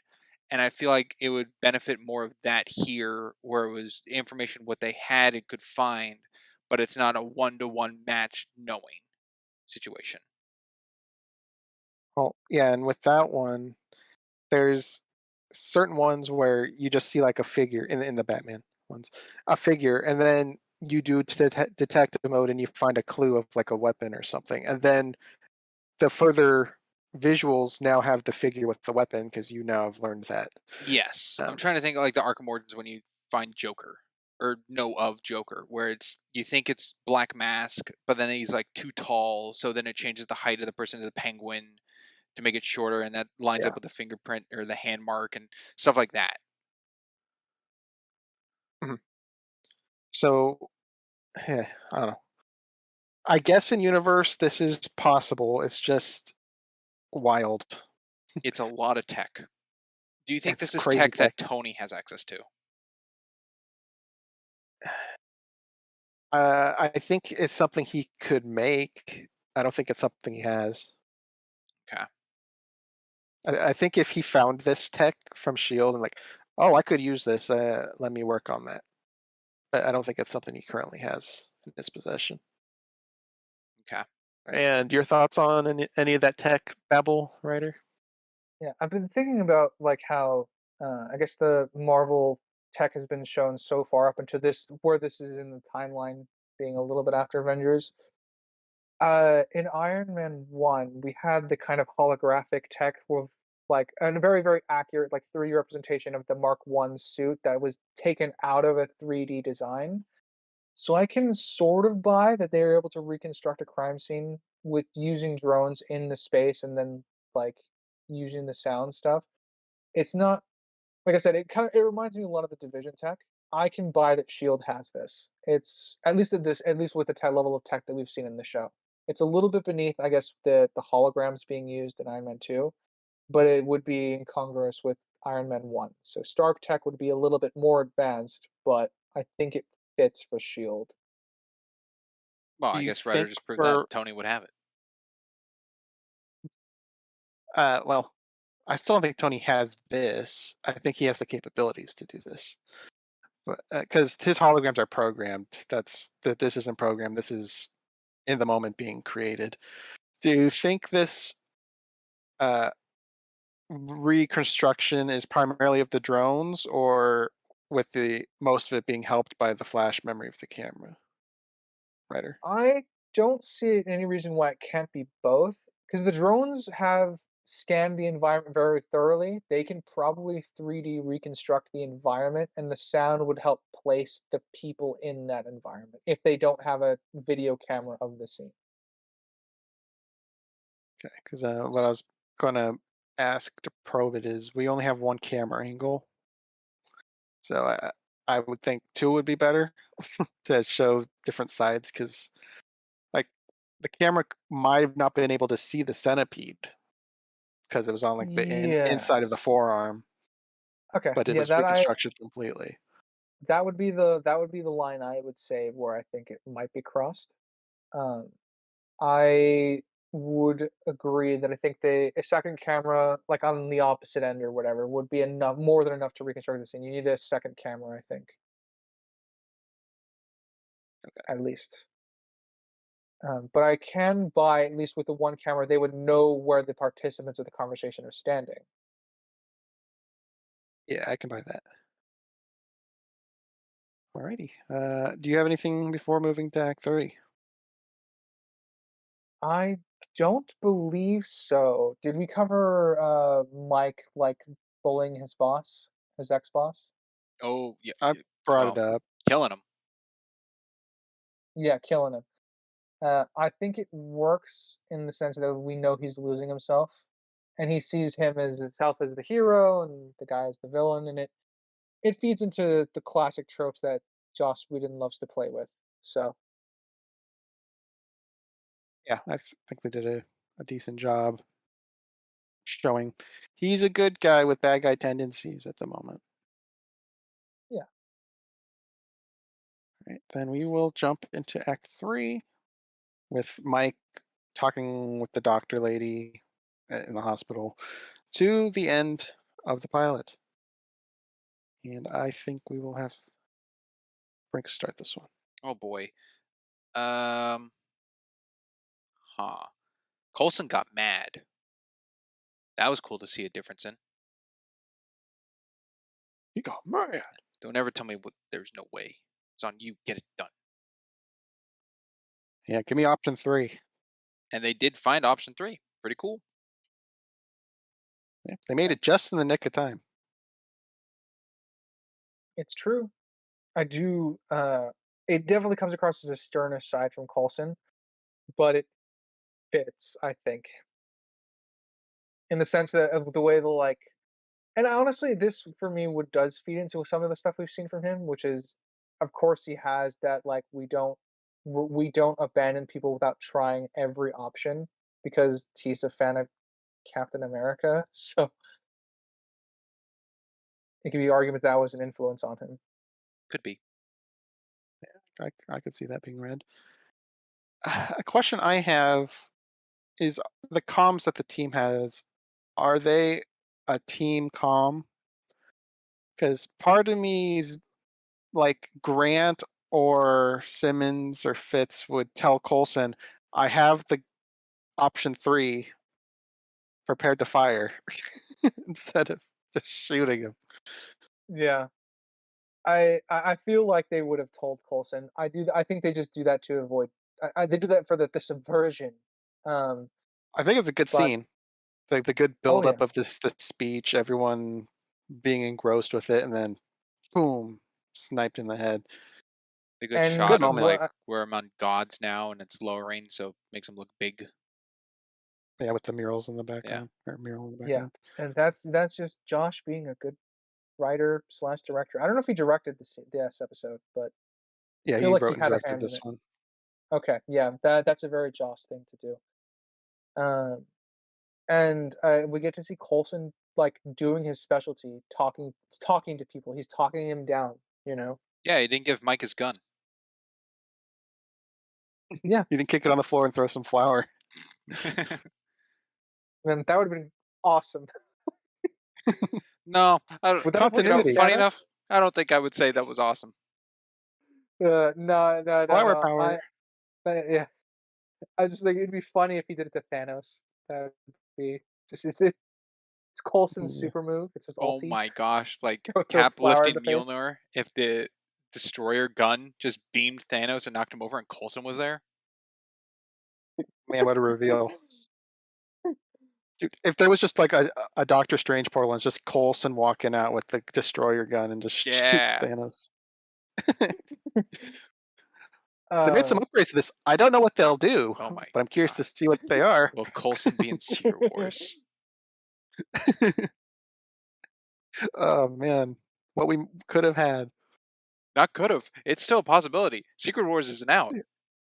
The Avengers seeing Coulson alive because they don't know Coulson's alive. Phil, That'd be insane. there's no Honestly, multiverse Never that's know.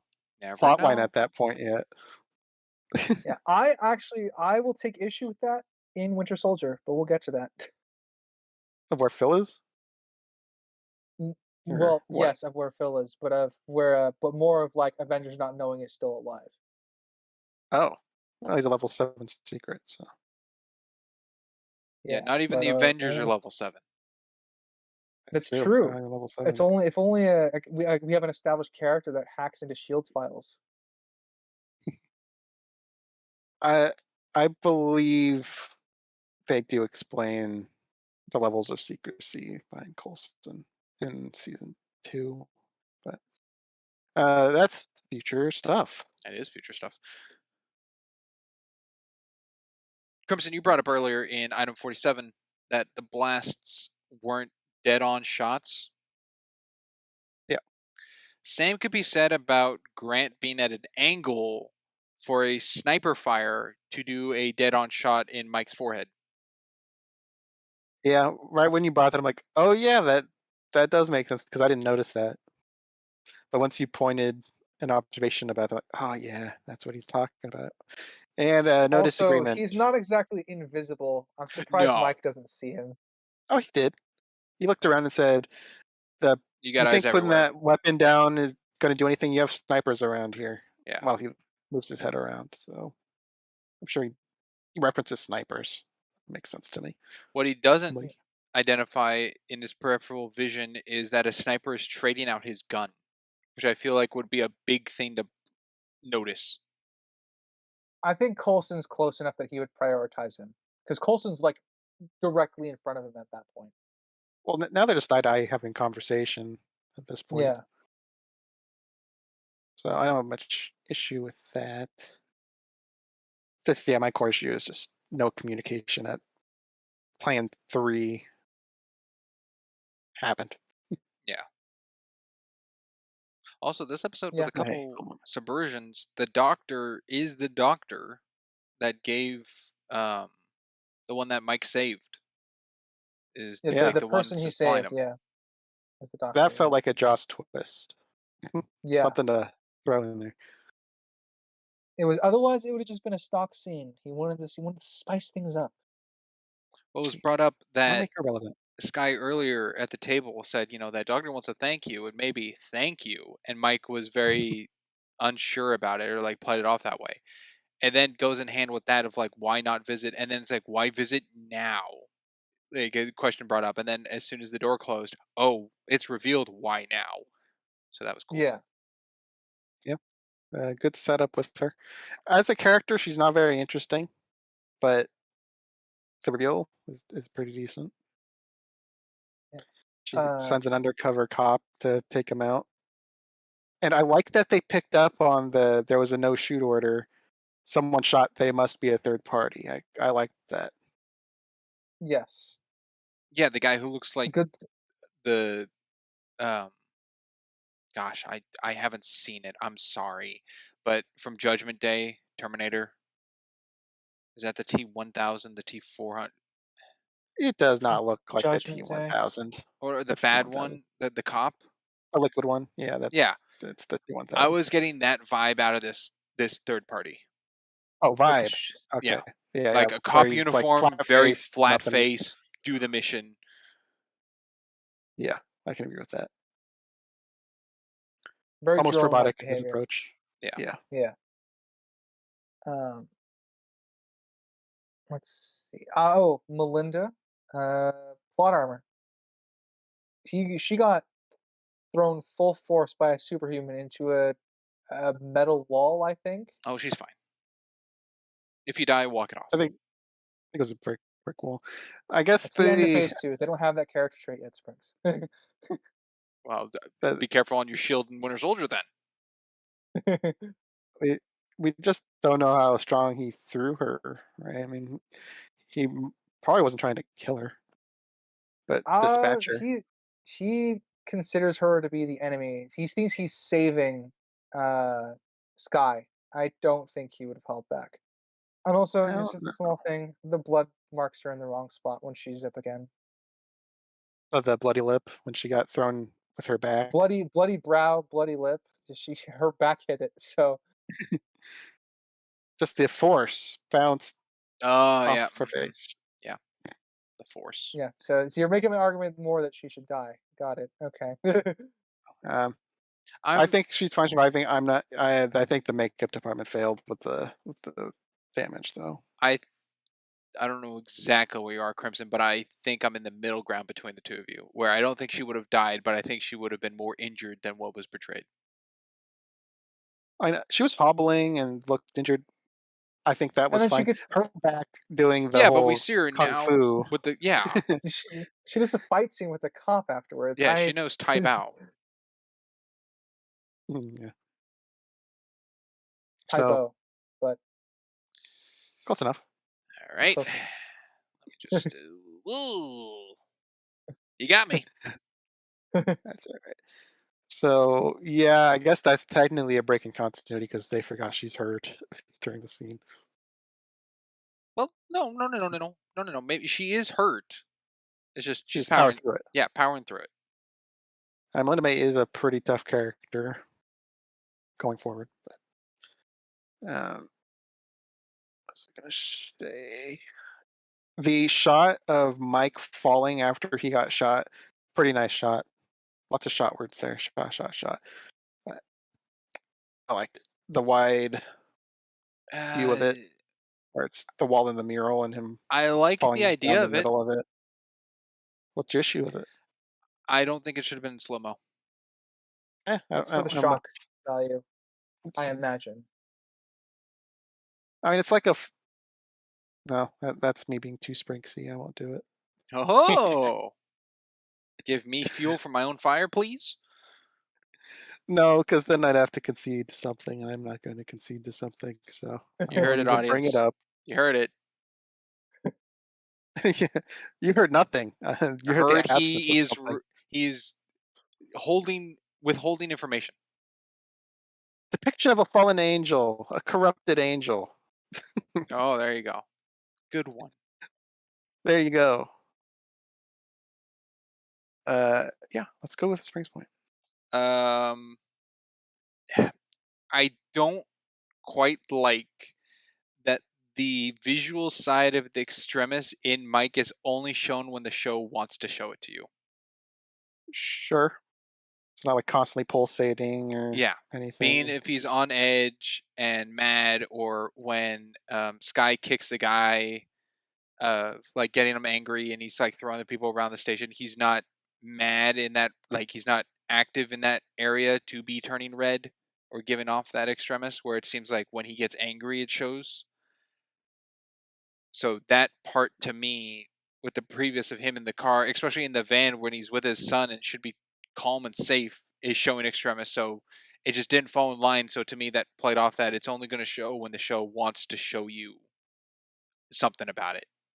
Like when Colson's like, "You got extremis in you, you could blow up," and he goes, and he starts talking, then it like shows it visually, just to go with the line. So I found that a Yeah. little Well, I mean, tacky. it might be tacky, but it is on a show budget, so they had to probably pick and choose the moments that would be most effective. most likely. But it does convey the tacky nature because of that choice.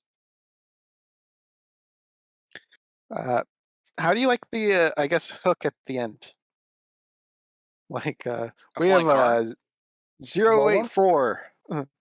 No, I guess Lola, but we have a 084. What's that? You have 10 minutes to decide if you want to know. Yeah. What's the Because page in National Treasure you're looking for? 47, right? Whoa. It's Interesting. 47, 42. I think it's 47, though. That's kind of a funny coincidence. Agent 47. I don't know if it's 47. You're not I making me really feel second like. guess. I don't think it's 47.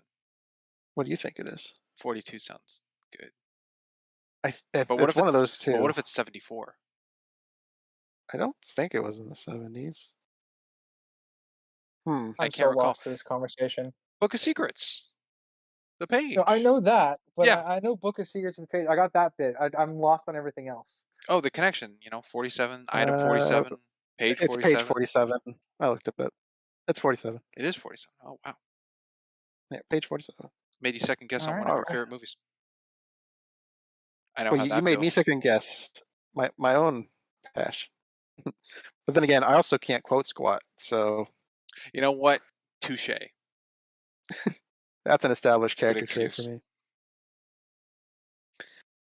So I guess back to the question: do you think they did a decent hook of for the audience of, wow, what is a 084? I want to go to episode 2 and find out. Let me see. Did I watch the show? I'm gonna go with no. Well, hey, you said you saw the first 3 episodes, which means it did hook you to watch the second. Especially the hatred that No, Coulson was no. back. I forced myself to watch 3 episodes. There's a big difference. Oh, he held a gun at his own head. Yo. Yeah, that's kind of a funny visual. Sort of forcing themselves at Gonna gunpoint. get through this. I'm a Marvel fan. I'll pull the trigger. I'll pull the trigger. You better watch it. It's pretty much what happened. Yes, I forced myself to watch the first 3 episodes. I was not hooked at any point. I'm like, oh cool, Lola's flying car. I wonder if that's gonna come back. Didn't come back in the first 3 episodes when it would have been useful. Crimson, you showed me the first episode. I think that's all the time we had. I don't know if you asked me if I would watch episode 2. Being now currently in my life with everything I've seen MCU's put out, I would watch episode 2. Well, I mean, this is some good content, I think. But It's that's getting not into as thoughts. engaging as I would like it to be, though. I will say that. I'm not like on a number What's the 10, larger let's watch plot? the next episode. I'm kind of like on a Yeah. 6.5. Like, Yeah, sure. shows are such time commitments, especially when they're 22 episodes a season. Because this is 22 episodes a season, No thereabouts, joke. right? Yeah. That's what I Yeah. brought up. I'm like, You guys have been ruined by streaming. My God, 22 no, No, episodes you're is no, such a good no, thing. Crimson. You've been on this hill a long time about season lengths, and It you gives you have so valid much time points. with the You have characters valid and points. allow them to It's fine. develop the story. And Okay. then All right. Let me be clear about one It thing. sounds like a I recap conversation. it's not an issue that it has a 22 episode per season show. My issue is that I have to commit the time to it. all right, It is so it's a not personal yeah, it is a thing. personal issue. Yes, I'm not saying that it's an issue with the show. We all know Crimson hates the shows that are only one season with 4 episodes. Netflix originals. Crimson's not a fan of that. Combine it into a movie or call it a miniseries, but it is not a season of a show. But it could get picked up for more. Yeah. They don't. I can for me I consider a season a show 12 episodes. I'm good with that. But Right. like I said, 12 episodes or more. That's a season of a show for me. I think traditionally. What was I going to say? Oh, you brought up Load of the Car. The hover car, kind of a reference to Howard's flying car. What you think? Yeah, I appreciated that. Oh, sure. I went to Back to the Future because it ends with a Well, hover car flying into the camera. upon my research, apparently flying cars were standard issue Shield from 1967 onward in the What? comics. Yeah, That Didn't know but that. I don't makes think that's something they used a lot. I don't think so. no. I know that it's referenced though. Like this is a good continuity thing because I know for a fact that Nick Fury's car in Winter Soldier is supposed to be able to fly. It just gets the shit beat out of it before it gets an opportunity to. A long time since I've seen it. I don't remember. Yeah. Flying They car. reference it. They reference Oh, takeoff Crimson, and it the doesn't fly. car says it can. So yeah, I guess that's a comic thing. They don't really depict that in this. That as a standard issue. Well, I mean, they did say it's a Shield relic or whatever retro Shield thing. Yeah, Yeah. they probably realize that it's too expensive for something they can't use regularly. Oh yeah. Because I don't know if Shield was regularly using flying cars, I'm gonna be honest, it's not a very good secret organization. No, no, no, no, no. You were Then again, it got seen by infiltrated. no less than 12 muggles. Exactly. Do you have any idea how Obliviate. serious this is? Yeah, I mean, wasn't there a Harry Potter reference in this? Yeah, I called someone Hermione. Yeah. Yeah, That Simmons was, refers to herself as like, "I'm not Hermione. I can't just do something something." yeah, that was kind of an interesting reference. I feel like I don't get Harry Potter references in media. I feel like that's Wonder kind of why. a off one. Can't imagine why. Hmm. Odd. Okay. Let's go with a writer. Alrighty. I like that. It's very in Coulson just walk up to the van and the megaphone and say, "Sir, we Oh, just we yelling at him. yeah yeah yeah." Yeah, I agree that that is within Coulson's actions. And I also Poor like that he guys just that got falls. hit by the door. Yeah, he just falls. Coulson just falls back. Oh, no, he just Matrix The dodges, I lean think back. actually. Yeah, he did the Matrix lean. Good reflexes. Yeah, Coulson's too cool for that. Oh yeah. I guess for me, Grant, I I I liked him during this like final act bit of he's fully listening to Coulson. Coulson reiterates, take him out only if you have to, only if I have to. And he stays Yeah, true to that. I mean, he he was just Mike was just talking and getting angry for so long, and he was holding on to it. I mean, him jumping on his back, telling him, "Hey, you're gonna die along with everyone else here," like trying to talk him down. I think he yeah, did a good job go working out of his comfort zone. yeah. I think he. Well, I mean, he learned how Coulson, how unorthodox he is with probably getting theoretically he got a surprise shot of truth serum. So Yeah. uh, one tiny detail I really appreciated is Coulson safely delivering Mike's kid to the police. You guys took my kid. Yeah, good move on Colson. Yeah, He's thinking about everyone involved. I'm just saying I like my heroes when they save people. You know. Well, yeah, Kind of the that's good. quality of a hero. It's a good quality. Yeah, this breaks you up. Let me tell you, I'm out. We've touched on everything else that I have.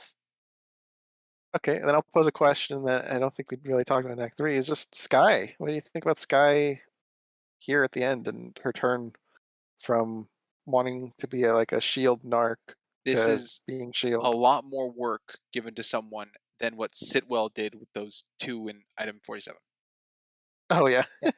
It makes sense why she flipped. That's the whole point of the truth serum stuff. So if I'm taking the truth serum stuff at face value, I think it's reason enough to why she would flip because Shield's being open and honest with her, so she's not being a narc now, she's being involved. She knows that they're not trying to kill him. They just want to help him as best as they can or contain him at the worst possible scenario to where to take place. And that As for pretty what much I how think of you Sky as in general as a person, I still don't care about her. The only character I'm attached to here is Coulson because I know him, and then technically Ward because I think they did a decent job of endearing me to Ward. what about Hill? What What about about Hill? Hill? She exists. She sure She does. does. I'm not gonna say that she's I a hear she character has in a this good show. role in Secret Invasion. Ooh, Man, can't I wait. want to. Yeah, can't No, I've seen that. Well, not wait. all the way through. But Secret. I saw enough. Oh, sorry. Secret Invasion. I went to Secret Wars. Oops. no, Secret All right. Invasion. Yeah, Secret That Invasion. I gem. saw I saw enough. Oh, I saw it. Oh, Yeah, I saw some stuff. I didn't see all of it. no, I think you've only seen the first two episodes. Uh, 3, I That's six think. episodes, right? For a whole season? Yeah, I've seen the Probably. first. I've Yeah, seen the first four. No, wait. there's I six think episodes. we. I think we saw all of it, Crimson. No, nope. I know I've not seen. and have not seen the whole show. You haven't seen Amelia Clark with There, the Drax arm?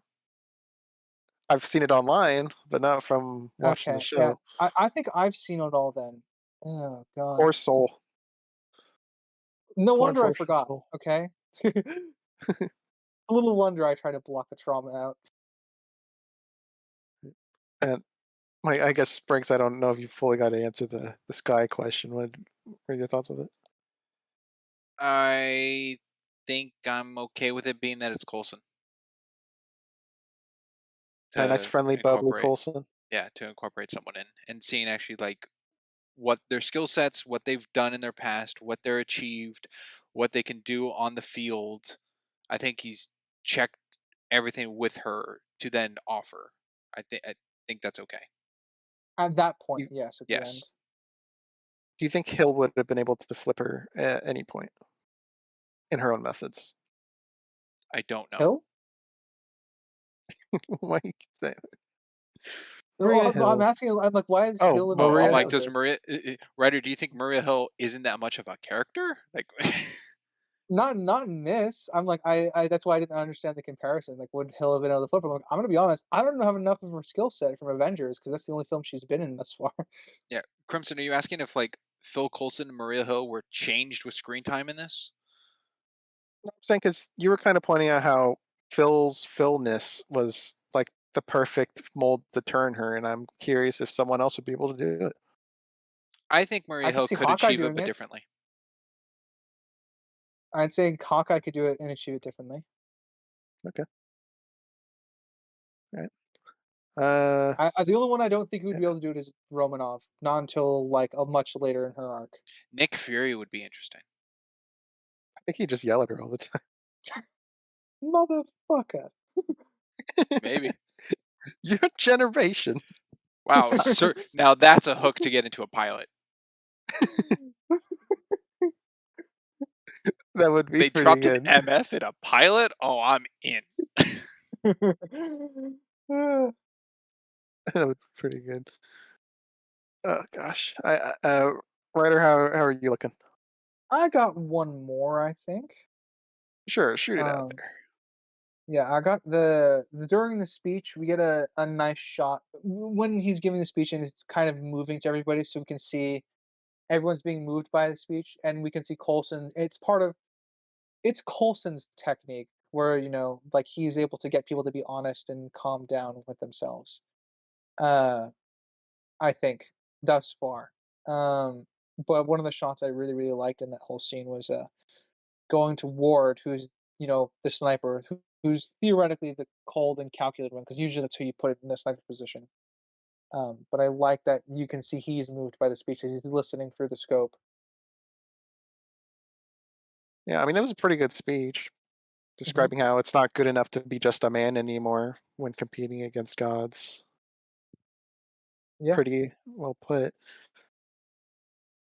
And I guess on the reactions of people, I think after uh, Grant takes out Mike, we get shots of pretty much everybody's reactions of events and how they look to each other, and it's kind of feeling like there's actually a team getting built here now. It's not just yeah, ramshackle people. I think they do good with that. yeah. I feel the forming of a group. There's groundwork for that. Yeah. And then there's Melinda May. It's like, Phil, I'm going to kill you after this. Yeah. All right. Then I guess I'm out as well. So I think we are ready to move on to ratings. All right, the tide has finally rose. It has Rose That was such a on this silly chapter. line. The tide is It rising. has risen. Oh, biting my Sprinks, tongue. you Biting my misquoted? tongue. Biting my tongue. No, that was purposely in context of grammar. Oh, No, that was I okay. didn't mean that in the context of grammar actually. No, no. No, Two different Sprinks is saying. conversations. Okay. All right. You I changed the I don't know. quote to fit this situation. Yes for that, Crimson. Ryder, I bit my tongue for something with what you said. Okay. Oh, gonna leave us here. All right. So, Ryder, you kind of alluded to having an interesting rating, and I'm very curious. So I'll have you not go next, and I'll have Sprinks go first. Wow. Awesome. I'll start with my objective. Um, kind of in tandem to what Ryder brought up, other than Coulson, who I have personally as like a 6.5 kind of character, I don't give a shit about anyone else. I don't care about Grant. I don't care about May. I don't care about Fritz and Simmons and what the hell are the other ones? Sky, Such passion. Mike. I don't care. I don't think this pilot gave me anything to work with of me drawing into liking a character that much. I think it felt a little dull in delivery of character introductions and characters. Not saying the story of what they went with was bad. I think the story was actually really good for a pilot. The expectation changes, the subversions, the interesting character of hero to villain, heroes in the world, the situation of the world. I think that all works really well. But the characters in that story, I feel, are not great. It's like dad's huge Lego model, yet his 5-year-old kid's the one playing with the toys. I, I don't know if that's a good example of it, but I don't know. I just didn't care. I was just going, are you going to the Lego movie? I What's was happening kind here? of with that. I kind of felt that a little sense. Like Joss Whedon built all this up, but the characters are someone else's to play with her. I don't know. The acting was okay. Everyone's kind of dullish. The effects are also okay. I'll fit it for the TV sense. In a movie sense, I think I'd be more harsher towards them. The lighting is fine. I don't think there's anything I was really against lighting or for lighting. I think the drone lighting maybe was a little off, but I'll put that into effects. Um, let's see. Costume design's fine. Nothing to write home about. Nothing to complain about. Shoot, I always forget something. Cinematography, pretty decent, I think. Um, the whole speech at the end, I think, was shot very well. The tension cuts, I would put in editing at the very beginning, but that's like a TV moment kind of. That's a TV moment to me, kind of feel. Music overall was fine, except the one romantic bit that really played off with that guitar of like the slow strum thing. I don't know if their purpose was to like Tahiti's a relaxing thing that Maria Hill should try kind of approach. That was the conversation. That was not what the music was showing. So I didn't like that. I think the music just take it out and just have the conversation of silence. And I think that would be more impactful for the characters of Coulson to actually tell Maria, hey, maybe you actually need this. And she's like, I'll need a, want to be back in 3 weeks or 3 days. And he goes, exactly. That's the purpose. I think without music would be more impactful to the two characters we've known from phase one to this point. Um, that might be my biggest thing I don't like about this pilot, actually, is that damn guitar. Um, Overall, I think it's pretty well done. I can definitely see things to make it better, but I could also see things that would have made it a lot worse. So I comfortably have this currently at a 6.5 objective.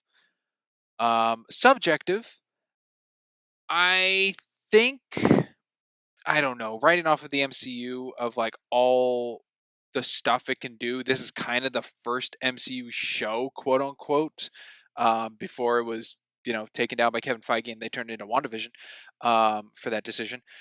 So I think it's fine. It's me not liking the characters or being hooked to any of the characters. I think is the big subjective hit for me of enjoyment. Coulson can only hold it so far, and I'm glad Coulson's in it a very large amount of this pilot, and hopefully for the rest of the show. But I think because of the Marvel world and aspect to it, and the heroes, and that bumps it into positive lighting for me, but not again, like I would see more of the show, but I don't think I'll purposely go out of my way now to go see more of the show right now. Um, so I just have it at a 6. All right. Now, Ryder, I'm interested in hearing yours since you set it up. All right. I don't remember setting it up, but I'll take your word because I'm getting delirious. Ah. Not again. Uh, Ah! ag- so I'll start with my subjective. Um, all the characters are boring. Um, I don't find anyone particularly interesting. I like Coulson, be it that's has nothing to do with this project. That has to do with the films that he's been in. I already talked about my feelings to her coming back to live. That still hasn't left me since I first watched the show. Didn't leave me now, so still a problem for me on the subjective end. Um, I can see faint elements of characters I would typically like, but the show doesn't play the characters off of each other well enough for me to give a shit.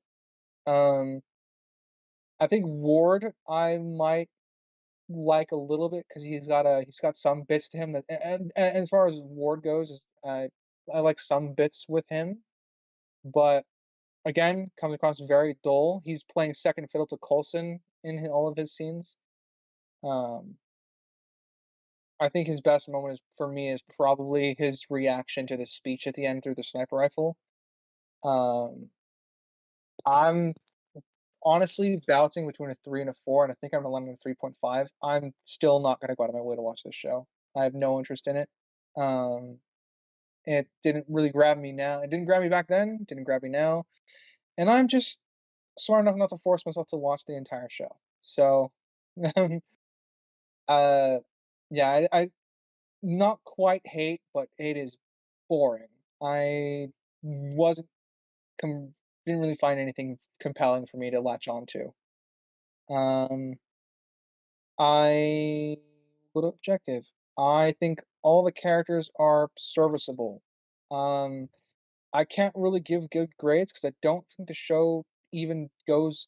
I don't think the show does a good job of endearing us to the characters on an objective sense. Um, so I do actually see that as a bit of a character problem. Um, as how I would quantify it, it would be to give everybody a sympathetic and relatable trait. You don't need to introduce them all at once, but you got to give us something other than intrigue to latch on to characters.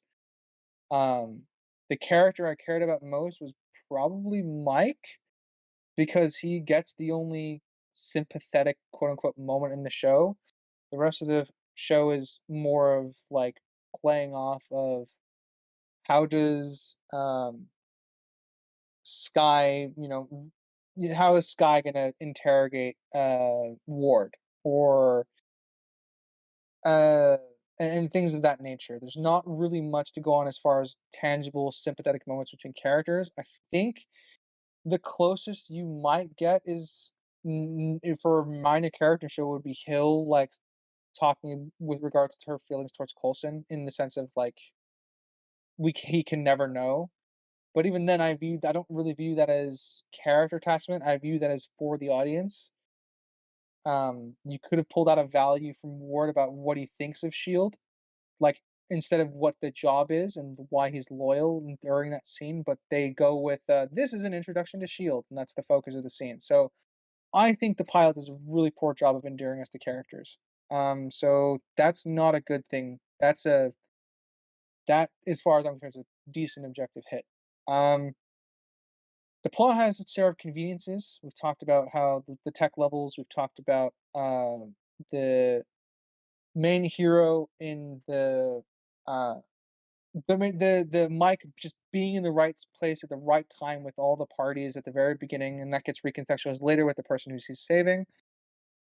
Again, it works, but it's definitely forcing a direction. Again, a lot of the dialogue is plot oriented. Um, and you need more than that for your pilot episode because you're supposed to endear us to your characters. Uh, and as far as the world building goes, I like the idea and concept. I don't take much issue with what's going on except maybe tech level stuff. But I think everything else is okay as it stands. It's kind of consistent within the world. There are the eyes and ears on the ground for Shield, and I think that's a very interesting perspective to want to play with in terms of story. Um, in terms of character breaking moments, I don't think there's anything really that stands out, mostly because the characters don't stand out. But I would say Melinda May is probably shouldn't have been able to throw down as much as she does at the end. I would say uh, Coulson is giving away Shield secrets during an interrogation scene. Fucking problem. Um, I would say uh, Sky being able to hack into Shield I've said this before, hacking can be kind of treated as its own superpower. Depending on that going forward, for now, I'm not gonna view that as an objective issue. I'm going to treat the hacking into S.H.I.E.L.D. as part of our superpower, and it's why S.H.I.E.L.D. wanted the recruiter. That works for me as a inference off a character, but it is something they should be consistent with going forward. As far as a character goes, I got nothing for Figs and Simmons, or Fig and Simmons. Is that what their names? It's Fitz. Why did I say? Okay, I said Figs. Yeah, Fitz and Simmons. They're quirky. Thumbs up. Um, so they're not out of character, but I won't say their characters much in this, other than the Fitz can be awkward. Um, so overall, don't really have not many things nice to say. I like, again, I love the concept of the story they're trying to tell. I think there's some good scenes, but unfortunately, stories are not scenes in isolation. So objectively, I'm probably at the most base level of average, which is a 4 for me. I can't go any higher, but I can definitely go lower. alrighty. Well, I will go next. Uh, Subjectively, I will raise our averages.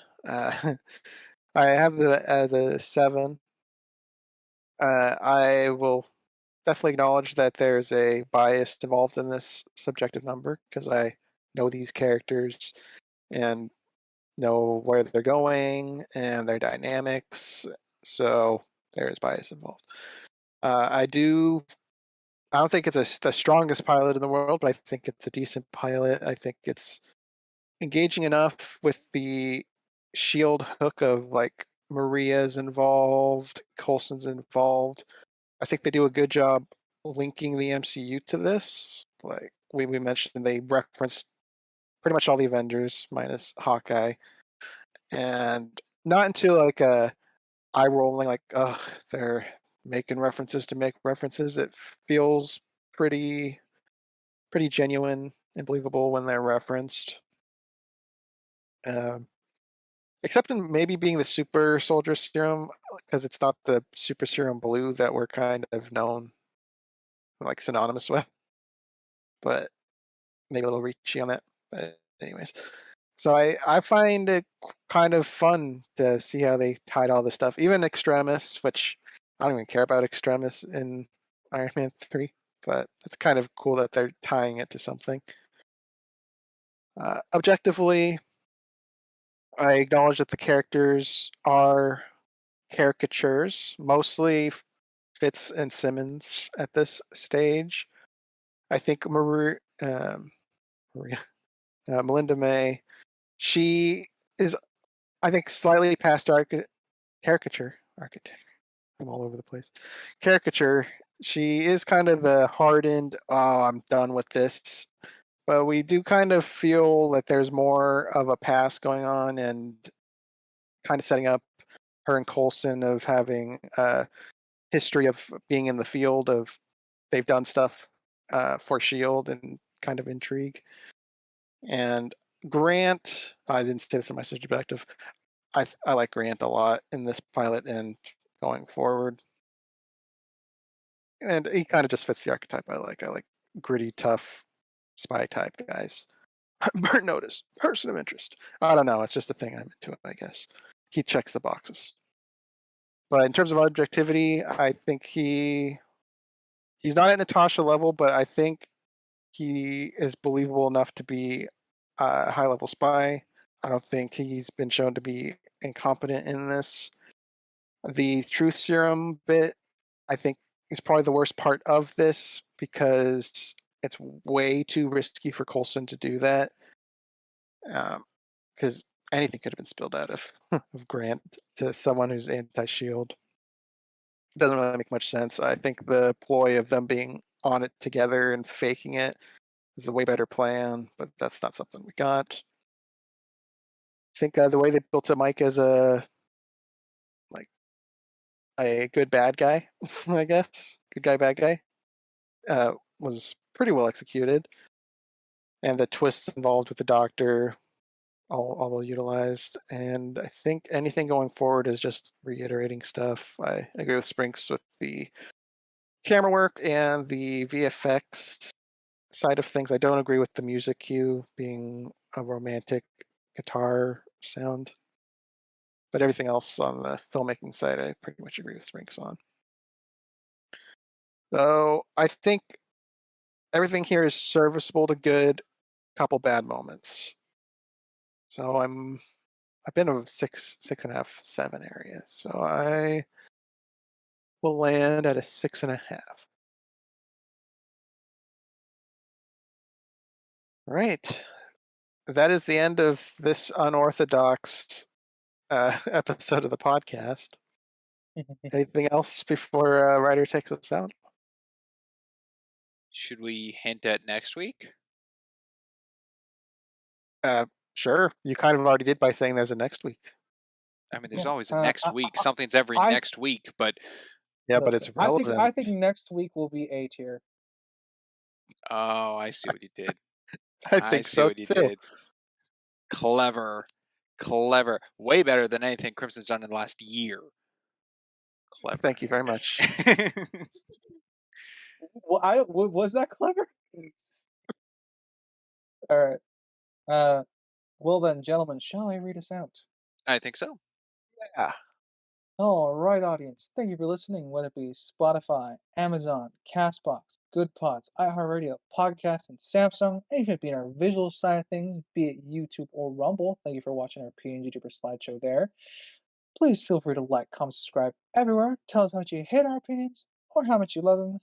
And as always, I've been a geeky writer, Crimson Rune. And I'm Springs. and we will catch you next time. Later, everybody. Toodaloo.